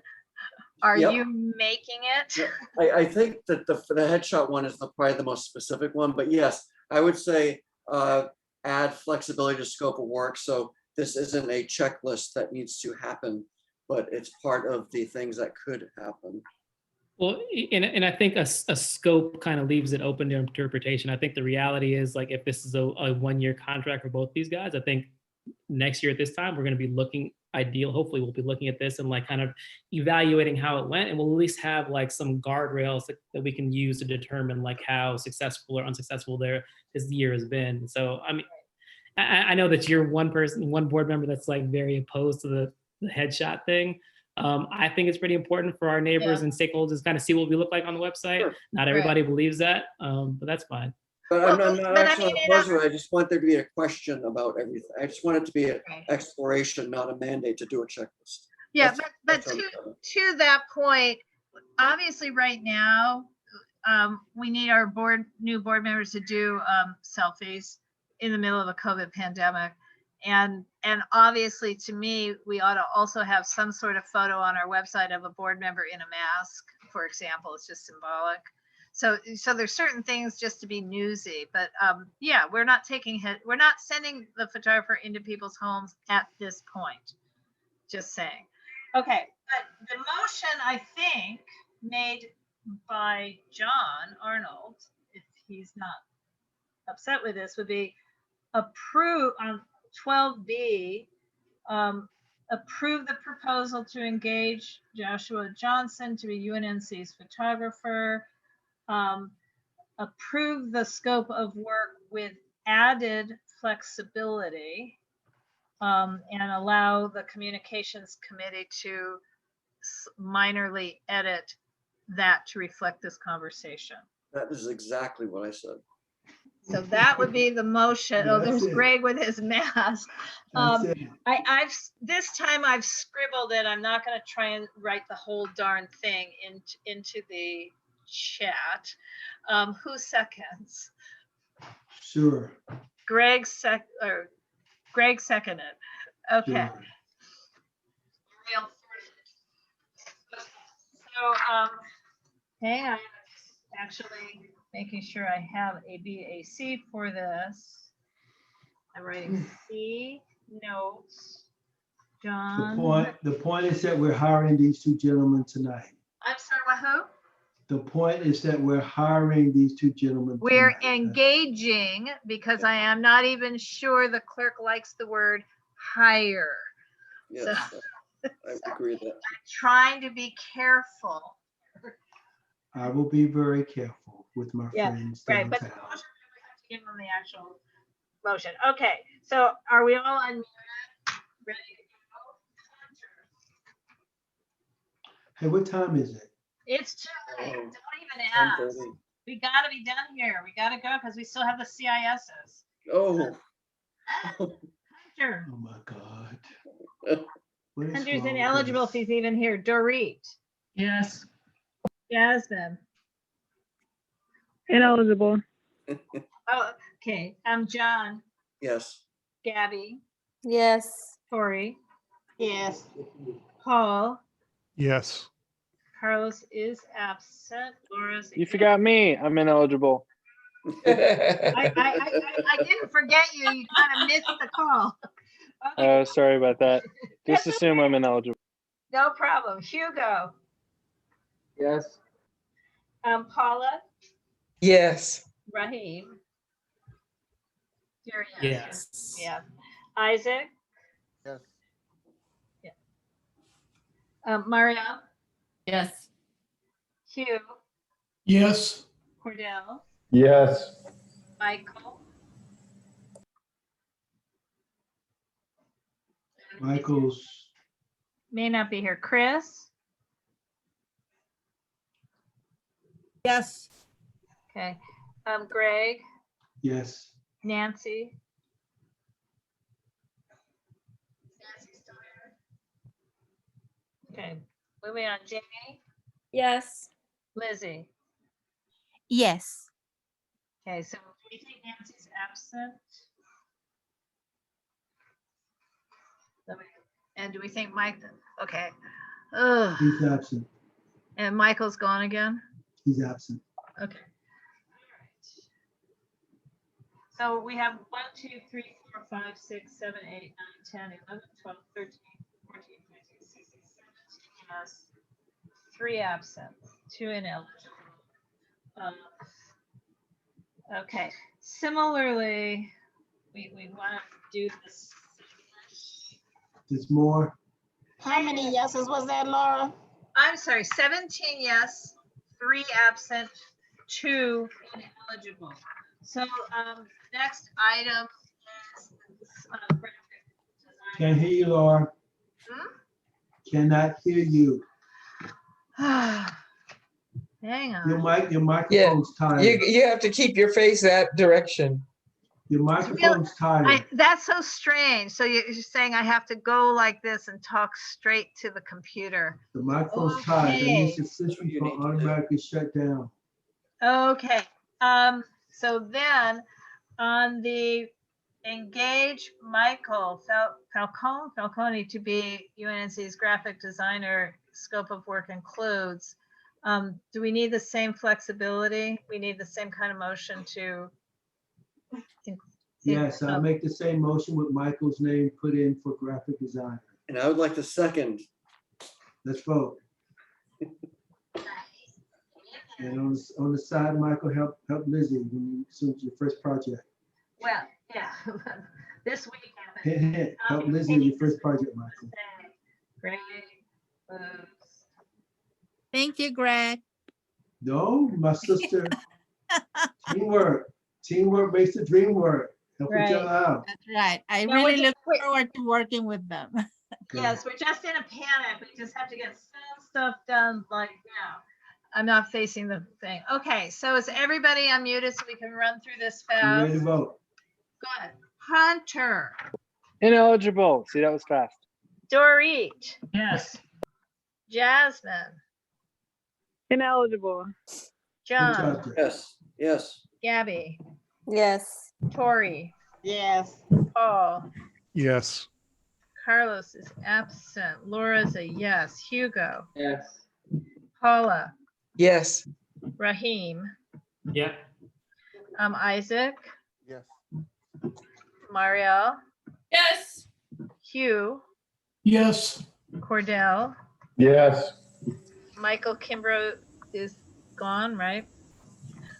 Chris. Yes. Greg. Hi, Dozo.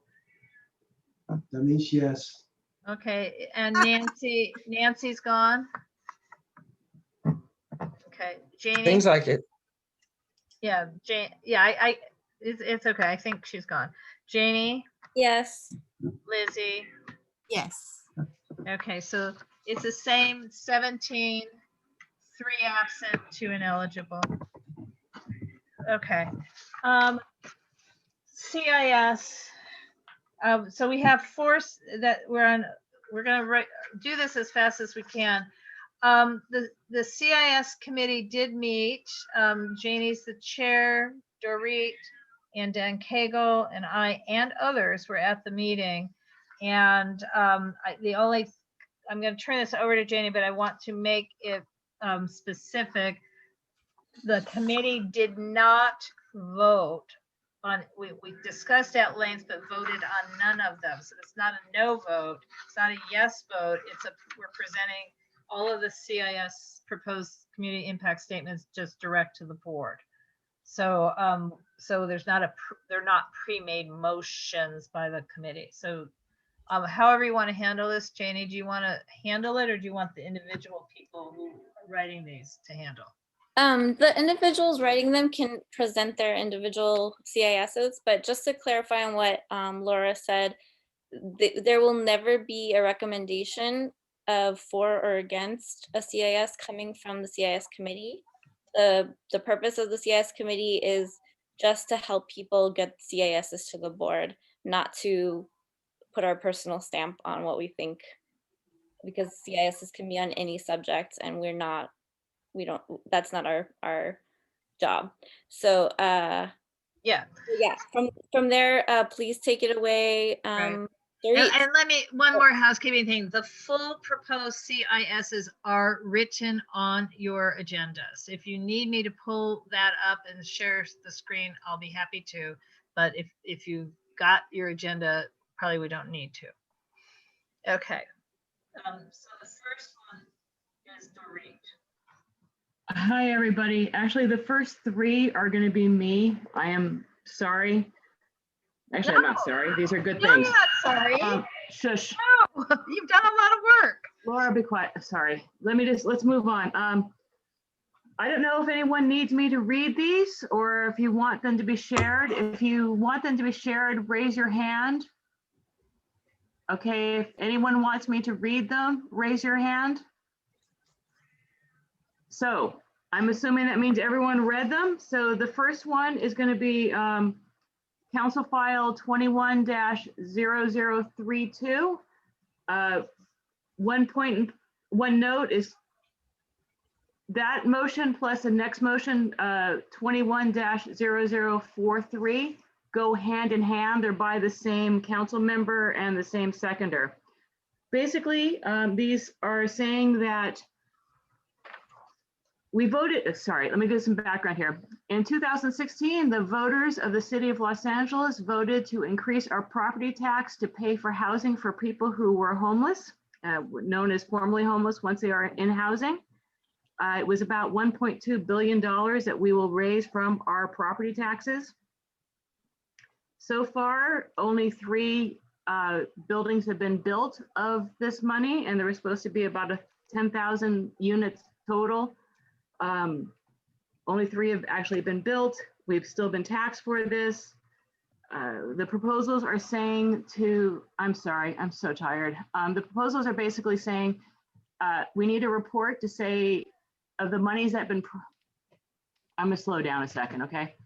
Of the monies that have been promised, that HHH money that has already been promised to developers, but no work has been done, no ground has been broken, but the money's been promised to them. We want reports saying, hey, are you going to be able to finish this project in time and on budget? So we want, the first motion is, the first CIS is us supporting a motion saying, yes, we want this report written saying, are they going to be able to build this property, and are they going to be able to do it on budget and on time?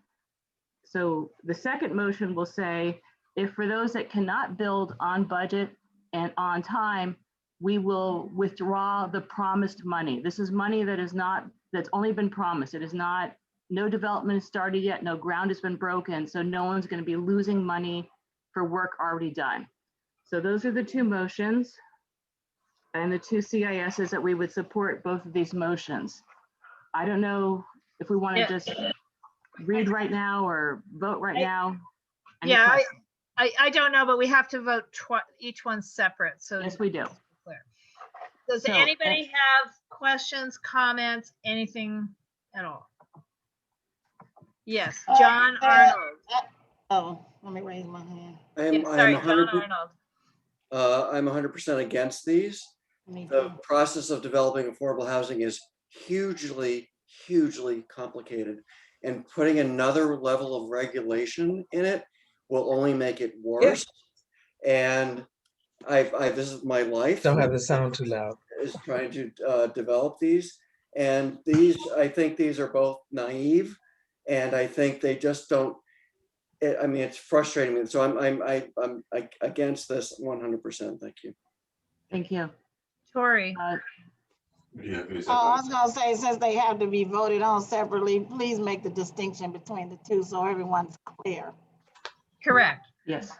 We're having a conversation about both, but we'll need to vote separately. Chris Carlson. Yeah, unmuting. I'm completely in agreement with John. I think there are already reporting mechanisms. More I don't noise. think there's anything wrong with asking for an annual update, but you know, the HH monies are effectively financial seed money that often is the key to bringing in additional financing to get these projects off the ground. The window closed. So I agree with John. I think we should be very careful before we throw another cog into the wheel. Thank you. Okay, Dan. I am also uncomfortable with threatening to withdraw funding for a project that is behind schedule, because big projects are often behind schedule for reasons that are beyond the control of the project managers, I think. So I, as an engineer, would maybe support the first motion, which asks for a report, but not the second motion, which asks for considering to removing the funding guarantees. Okay, Janie. Yeah, I understand that it's difficult, but it has been many years, and they've already received multiple extensions to their deadlines, and basically the reports are checking in to see if they're making progress, in a way that makes sense, that actually has an end in sight.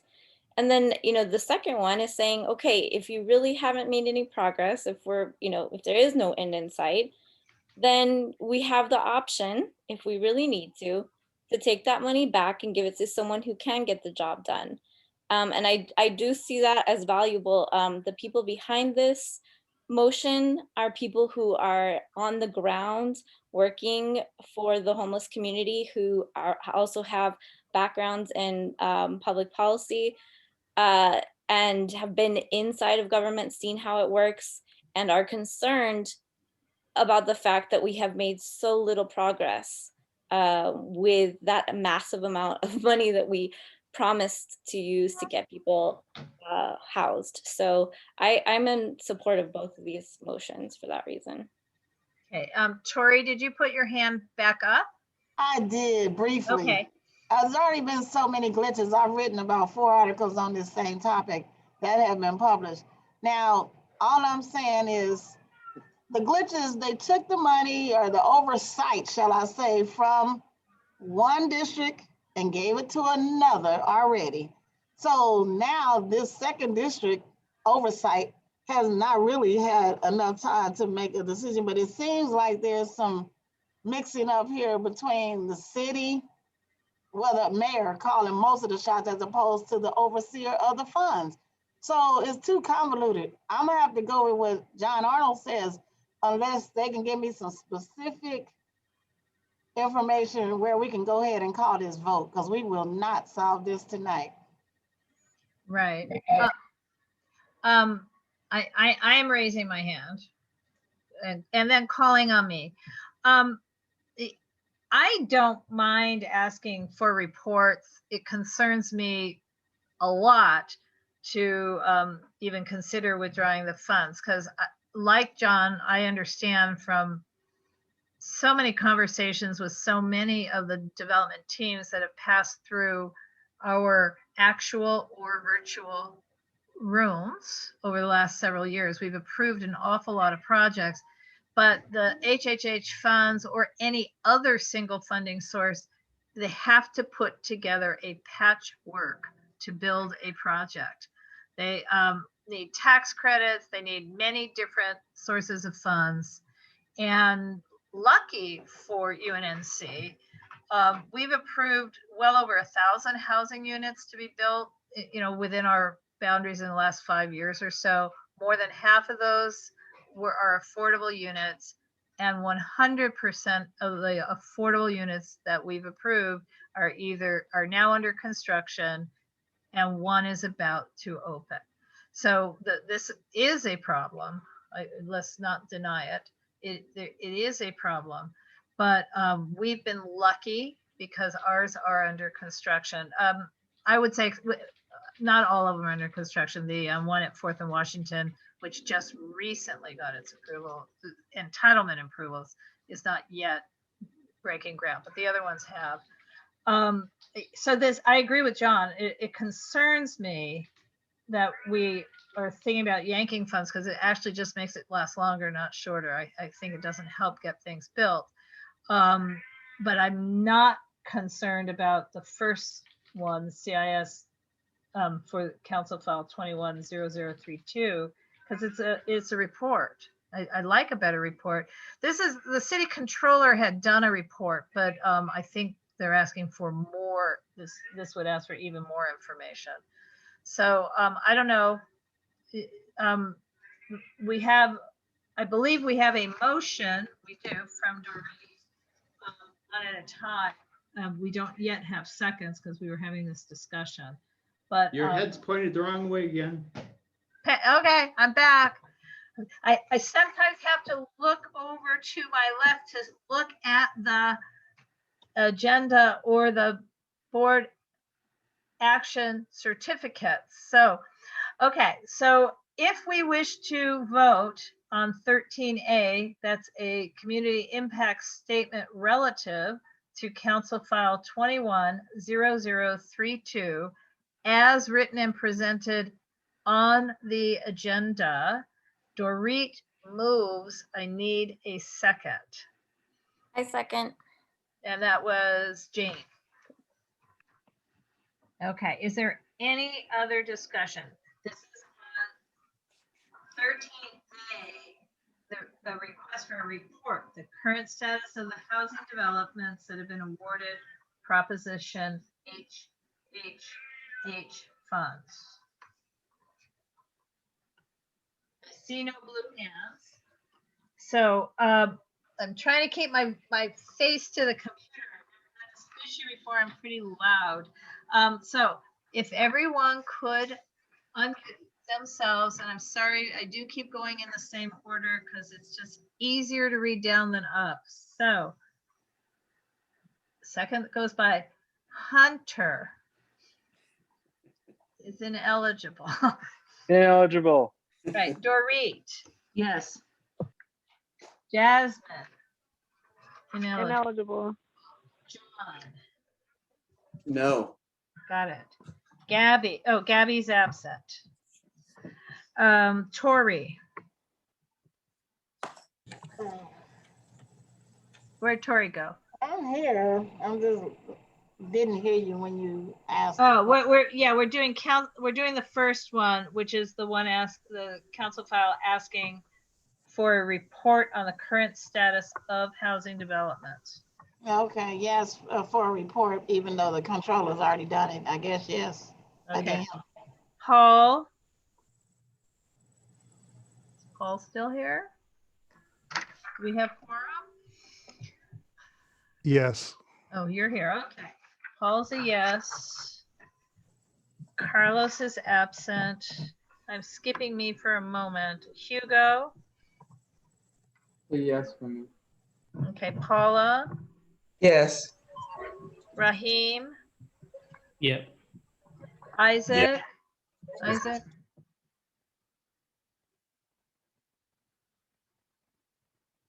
Little bit at a crossroads because I see John's point and Doris. Okay. Developer sometimes, so I'm still.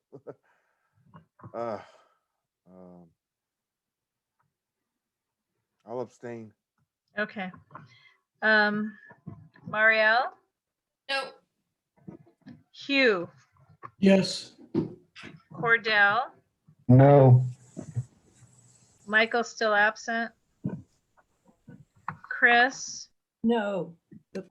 Greg. Where'd Greg? Oh, Greg, you're mute. This is the first one because I stepped away for a second. Yeah, this is the first one asking for the report. No. Okay. Nancy is absent. Okay, Janie. Yes. Yes. Lizzie. Yes. Okay. 1, 2, 3, 4, 5, 6, 7, 8, 9. Yes. 1, 2, 3, 4, 5. No. I'm sorry, 10 yes, because I forgot to vote. 10 yes, 5 no, 1 abstain, and 4 absents, and 2 ineligible. Wait. Okay, I'm losing track. Did we win or lose? Who's our parliamentarian? It's the majority of the board members present, correct? Yeah. Yes. Yeah. So then the motion. 1, 2, 3, 4. Motion carries. And Laura, how many yes were there? My computer went out. There are 10 yeses, 5 noes, 1 abstain, which counts as a no in this case, 2 ineligible, which in effect also counts as a no in this case. But that means 3, there's 8 that are not yeses, so motion carries. The majority of people voted it's 10, in effect, it's 10 to 8, so motion carries. Yes, carries. Okay. All right. And this was the perhaps easier one. Okay, the second is CF. It's our agenda item 13, Council File 210043. And this is, again, it's printed out on your Microphone, Laura, microphone. microphone. It's printed out on your agenda. This is really getting bad. And it's exploring options for withdrawing funding for Proposition HHH projects that are in pre-development. So the whole proposed CIS is on our agenda, and it is proposed and moved by Dorit, correct? Still there? Yes, ma'am. Okay. And who seconds? Second, Hugh. Okay. And is there any further discussion? Hope not. Okay, so again, calling the roll / BAC. Hunter is ineligible. Ineligible. Right. Can I go last? But we're gonna fix that We've before all March. been there, Hunter. We've all been there. We've all been there, and some of us will be revisiting if the done delays in testing us in June. I'm Dorit. keeping myself on mute Yes. and I gotta scramble for the phone. Okay, Dorit is a yes. Yes. Jasmine, ineligible. John. Ineligible. Yep. No. John. No. Gabby is absent. Tori. No. Okay, Paul. No. Carlos is absent. Laura is a no. Hugo.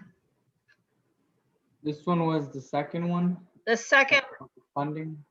this would be the potential withdrawal of funding. Funding. Oh, okay. That's a yes for me. Okay. Paula. No.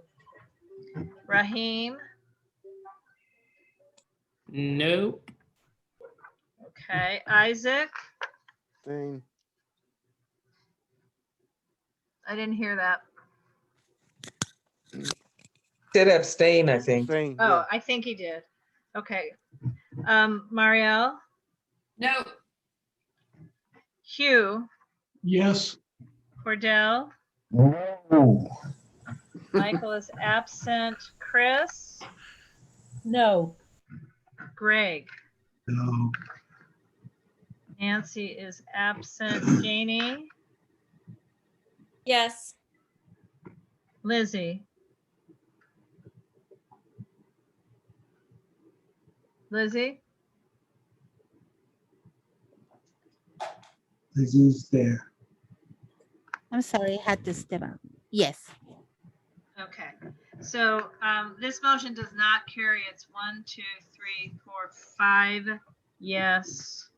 1, 2, 3, 4, 5, 6, 7, 8, 9, 10. No. 1 abstention. 4 absent.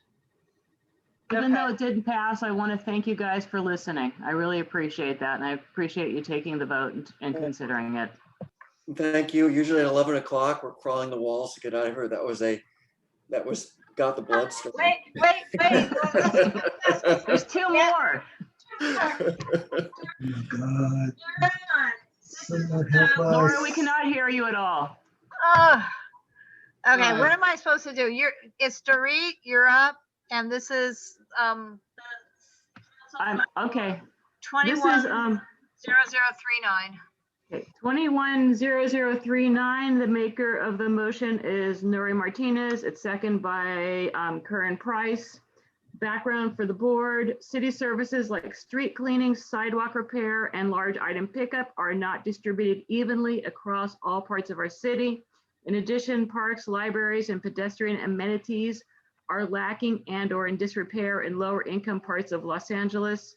This motion asks for a detailed plan on which communities are in need of infrastructure improvements and a blueprint on how to ensure improvements are prioritized equally for excuse me, equal participated, sorry, are That's what spread she out said. evenly based on who's in need, not who is the most able to make the phone calls. Okay, so that's the background on this motion. The proposed CIS wording, we will support this. It says United Neighborhoods of Historic UNNC supports motion 21-0039. Like you. What if you have to get up at 5 o'clock tomorrow? Okay. Guys, reforming the city. You guys talking over each other? Okay, reforming the city's Hold capital on. improvement. Doreen, Yes. could you pause for 1 second? I'm gonna mute everyone and then you can then unmute yourself, please. Okay. All right, frankly, everything I'm going to read now is on the agenda. If anyone wants some clarification, I'll clarify it, but it's basically a study to figure out why capital improvements are done in some neighborhoods and not others, and come up with a plan to make sure everyone is treated equally. Here. So. Here. So anyone want to second this? Second. I second it. Beautiful. So I guess we could start talk about it and then vote, or. Let's just vote. Call the question. All right, I like Laura, the you way want to John grab says it? call the question. Unmute yourself, Laura. Unmute yourself. You guys are tired. Wake up. You still muted, Laura. I know, Greg muted me. Oh. Muted I everyone. didn't think he could. He said he was. No, but I didn't think the host could be muted. Laura, just take the vote, please. Okay, so is there anybody who has any comment, or shall we go? We're gonna go straight to vote. So since you got muted, now you have to unmute yourselves. And I'm trying to give Hunter that moment he needs. Ineligible. Okay, Dorit. Yes. Jasmine. Ineligible. John. Yes. Gabby is absent. Tori. Yes. Paul. Yes. Carlos is absent. Laura's a yes. Hugo. Yes. Paula. Yes. Raheem. Yeah. Isaac. You're muted. Yes. Thank you. Marielle. Yes. Oh, we don't have time for that You. today. Yes. Cordell. Yes. Michael is now absent. Chris. Chris still here? She's here. Chris, you are muted. Yes. Thank you. Greg. Yes. Nancy's absent. Janie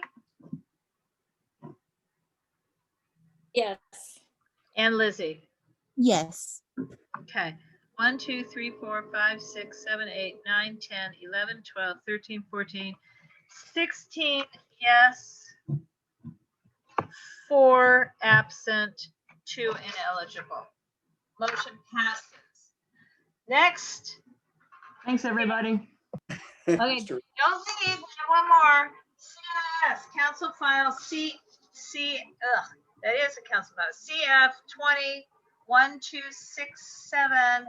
And Dan, this is yours. If you're still here. Well, I am still here. This Okay. isn't the CIS that I wrote, though. This is the only one I ever received.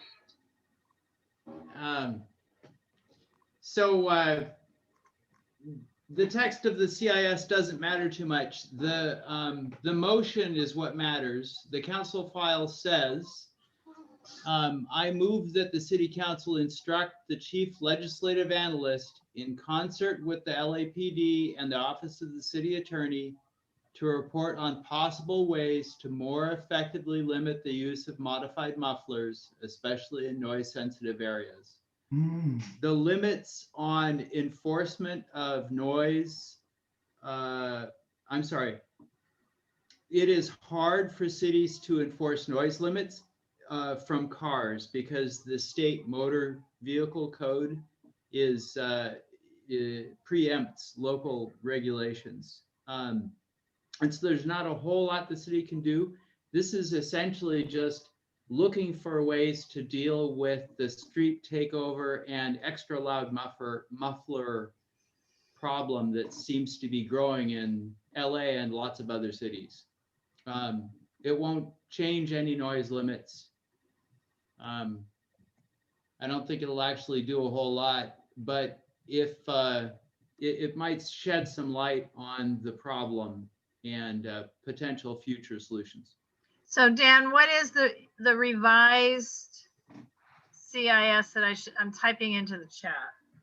What would you I want? think it should simply be the UNNC supports council file 20-1267. You don't even need any text.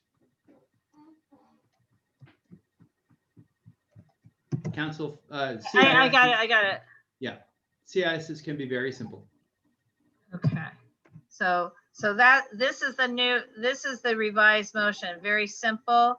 UNNC supports council file 20-1267, and then it's without any further text. Dan may not make the motion. He is not on the board. So does somebody, well, I'll make that motion, easy enough. So Laura moves, does somebody second? I'll second it. Who was that, Greg? My name is Greg. Thank you. No, I'm facing the computer so you can hear me, but I'm it's okay, looking it's okay, down. it's okay, it's okay, it's okay. Sorry. It's okay. Is there any discussion? I have discussion, but it doesn't have to be in this forum. I can Okay. email Dan later. Okay, so if there's no further discussion, let us vote. And that means everyone should unmute themselves. Yeah. Ineligible. Good Thank job, you, honey. Good Hunter. job. Good job, Dorit. Yay, thank you. Okay, Yes. Dorit. Yes. Okay, Jasmine. I'm getting to Ineligible. Okay, John. Ineligible, I mean, yes. Gabby is absent. I was Tori. confused. Tori. Yes, yes, Okay. Oh, I Paul. mean, Yes. Carlos is absent. Laura's a yes. Hugo. Yes.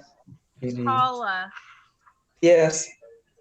Raheem is muted. Abstain. Oh, there he is. You abstained? I did. Okay. You know, staying. Isaac. I didn't know the right word. Isaac. That's not, no. Abstain? Okay. Marielle. Yes. Hugh. Yes. Cordell. No. Okay. Michael Okay. is absent. Chris. Yes. Round boy. Greg. Yes. Nancy's absent. Janie. No. All right, Jamie. Lizzie. Yes. Okay. The Laura. motion, Laura, this is Paula. Can I change my vote to abstain? sure. Hang on. Okay. So And I'll we change, have- Laura, it's Raheem. I'll change my vote to no. Sorry. Thank you. Okay. And I will say it's the same diff in a way. Okay. We have 1, 2, 3, 4, 5, 6, 7, 8, 9, 10, 11. Yes. 3, no.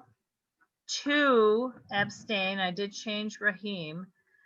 4 absent and 2 ineligible. So the motion does pass. 5, 6, 7.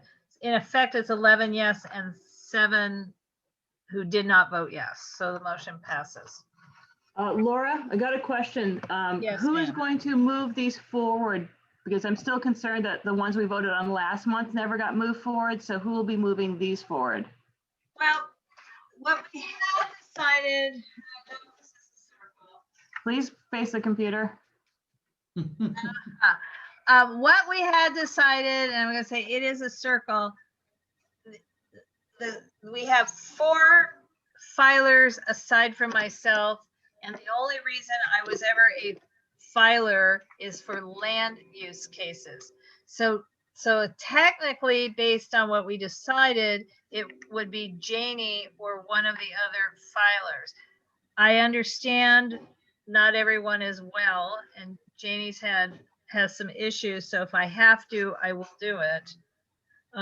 Because unless the other filers can tell us while we're sitting here right now that they got their login information from Dunn.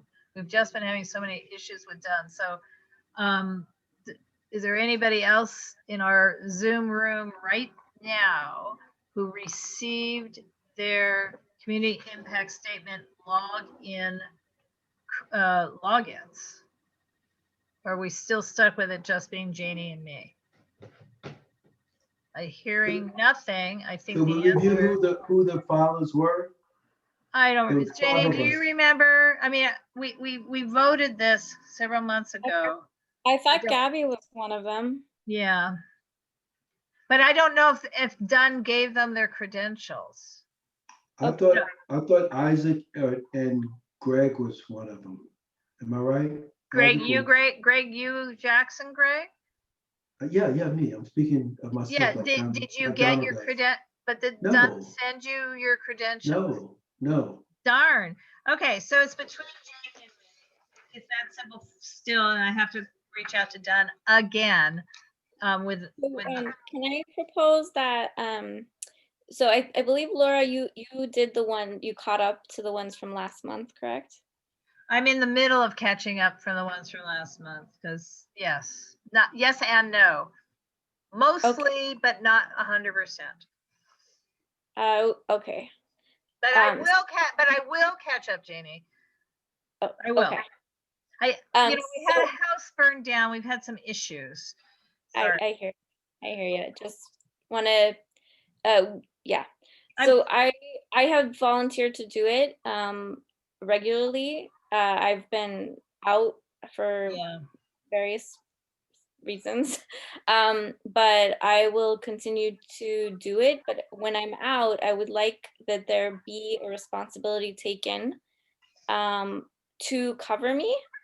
So that means that if Laura's the only other one that can do it right now, that means she's responsible. And if there are others who get their credentials, that means Laura's still responsible in a way for giving the job to somebody else with credentials. So that's what I would love to happen. I don't know if Laura's okay with that. Well, I think what we really need to do in any given meeting, and that's, thank you for Dorit to ask the question. I think we should assign it in the meeting, right? Each meeting. No, I don't think we should. I think there should be people always responsible so we don't have to, so there's no confusion. So I'll be responsible, but then if for some reason I can't do it, I would like someone to take up that backup position. Okay. Great. I think Greg raised. No, never mind. I will talk to you, Laura, about it. Okay. We can move on. But for tonight, at the moment, we got to go. It sounds like there's only 2 of us. So Janie, are you going to be able to do these 4, or do I have to pile them into the? I will take care of the new ones. And I'm going to finish taking care of the January ones. So there we are. We're good. Thank you, everybody. Okay. Okay, wait. So we only have, you can go, but for everybody else, we definitely have at least 1 more item. So the secretary's report is tabled. Gabby had to leave. Treasurer's report monthly, we have to do 13. No, that's 15. The agenda is wrong. Number 15A. 15A, Treasurer's Report, approval of monthly expenditure report, Greg. And you're muted. Greg is muted. Greg's muted. See, yes, This is going to be very long. For muting the rest of us. This is going to be very long report. Here we go. In December, we don't have the MERS for January yet. We have the MERS for December. Please note that in the month of December, we spent $4.95. What? Okay, so, yeah. We spent $4.95. We have outstanding expenditures for Ann. This has been paid as of this date, as of today, but again, this is the report from December that we're approving. And so $4.95. I make a motion that we approve the monthly expenditure report for December of where we spent $4.95. I'll second it. Okay. Okay, I can give you assume we more have no detailed version. discussion. I can give you more detailed report if you want. Does anybody want a more detailed report? I'm just kidding. Bye. Come on. Yeah, I go. didn't think so. Please, please, please unmute yourselves. I think this is our last vote of the evening. Ineligible. Thank you, Good Doreen. job, Hunter. Wait a minute, I'm gonna say Hunter Hall said he's ineligible. Dorit, Yes. Jasmine, Ineligible. John, Yes. Gabby's absent. Tori, Yes. Paul, Yes. Carlos is absent. Laura's a yes. Hugo, Yes. Paula, Yes. Raheem, Yeah. Isaac, Yes. Mario, Yes. Hugh, Yes. Cordell, Yes. Michael is absent. Chris? Is Chris still here? Ugh. I'm gonna call her absent for the moment. Greg? Yes. Nancy is absent. Janie? Yes. Lizzie? Hi, Lizzie. I see you're here. Lizzie? Yes. Okay, there we are. Yes. 1, 2, 3, 4, 5, 6, 7, 8, 9, 10, 11, 12, 13, 14, 15. Yes. 2, 3, 5 absent, 2 ineligible. Motion to approve the December MER expenditure report is approved. Greg, Yes. on 15B, the budget adjustment, we basically voted for that one budget adjustment in the far earlier motion for Lizzie. Do we need to Yes. vote a second time or are we good? No, we're good. Cool. We're good. Do we have any other budget updates? Chris did mention in the public conversation about the need for storage space. Yeah. I think that's just administrative. So I'm going to look into that because we need a place to store our items. Correct. So I think that's something I can just go ahead and do. I don't believe so because it's contracting for an annual fee. So, No, but I will already you, checked on it. I already yes, did. please and- do. No, I'm saying I already did. And it is like, yes. It's I mean, we something that may can we do. may have to vote after you look into it. It is administrative-ish, but I think we'll have to vote. But also Billy Green is reaching out to the new nonprofit that has the contract to work, to operate out of the firehouse on Washington Boulevard, where we have a storage room there, but we just simply have apparently lost the key and the roof leaked. So we don't know what the condition is of our space, but if the space is good, there might be room to add the rest of our stuff. Maybe not 100%, but so we're looking in two different ways. Right now for everyone to know. It's just that our stuff is strewn about because much of it was in Council District 10 field office. We had to remove it. And if it is the pleasure of the council, one of the things we had to remove that you, Greg, you and Chris don't have are the framed photos of vintage photos of Washington Boulevard with the beautiful frames that had been at the Starbucks, but they're ours. And Billy has them at her house. They still belong to us, but I'm considering seeing if the new Gramercy Apartments would want to hang them in the community room, since that's likely where we will be having our meetings anyway.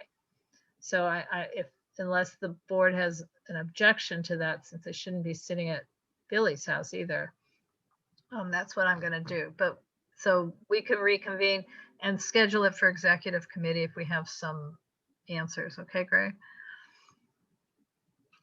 All right, anything else on budget updates? Then we are adjourned. Exactly the same time we were adjourned a month ago, 11:20. Yeah. Oh. Ooh. It's not a victory. Goodbye. It is not Goodbye. a victory. I'm just Because saying. Because we don't have a vice president, Paula. We don't have a vice president. Paula, we'll help you No, out. it is Paula, because we have so much business. we will help you out, Paula. Yeah, We will okay. support you. Save us, Bye. Paula. Save Vice us. president? We will Okay, support and you. by you guys, by the way, Goodbye. I did try to get. Wait. Can Wait, we wait. consider starting at 6:45 instead of? It's only Well, gonna give us more room. Yeah, but that means, here's the problem. Most of the board didn't show up timely, just so you know. But I think that's also because you say we're not really going to start the agenda until 7. So people are like, okay, I'll just show up at 7. What if we're like, hard start at 6:45 so that Well, we can get out of here? Well, we can discuss that, but it won't happen in March because the controller is speaking from 6:30 to 7 on the new equity database. So it's already So scheduled. April. Let's We try can. it for April. Okay. I don't mind. I don't mind. It's just that most of you haven't had to sit for 20 minutes waiting for quorum. It might be easier now that everything's digital and we don't have to arrive there, and a lot of people work from home. I'm just saying we should probably give it a shot. Yeah. Just to avoid the very lateness of our meeting. Right. Well, the other thing is, obviously this agenda was very, very packed, and They're all packed. I know, but and then everybody gets mad at me. But let's meet less time, but I want my things on the agenda, and I understand that, and that includes me. I want my things on the agenda. And John wants his things, and Janie wants the CIS. So it may be that we also need to be, no matter what, like CIS max 30 minutes, land use max 30 minutes, maybe not by item, but by things. So it's a discussion we should have. That our categories need to be defined as well. So, but this really was a packed agenda. I remember saying, let's not do this, but everybody wanted their things on it, and I understand that. So, well, how about just give it a try? Jenny's got a great idea. Just in April, let's just give it a try. That's fine. Beautiful. Bye. Thanks, guys. Have a good one. Okay. All right. Bye. Bye, everyone. Thank you. Feel better, Janie and Hugo. Thank you so much. Bye, Tori. Bye, Liz. Bye, Hugo. Bye. Ineligible. Bye, ineligible. Bye, Hunter. You're very cute All right. tonight, Everybody. Good night. Good night. Bye, Lizzie. I'm clicking end the meeting. Sorry, you guys. I'm hitting end.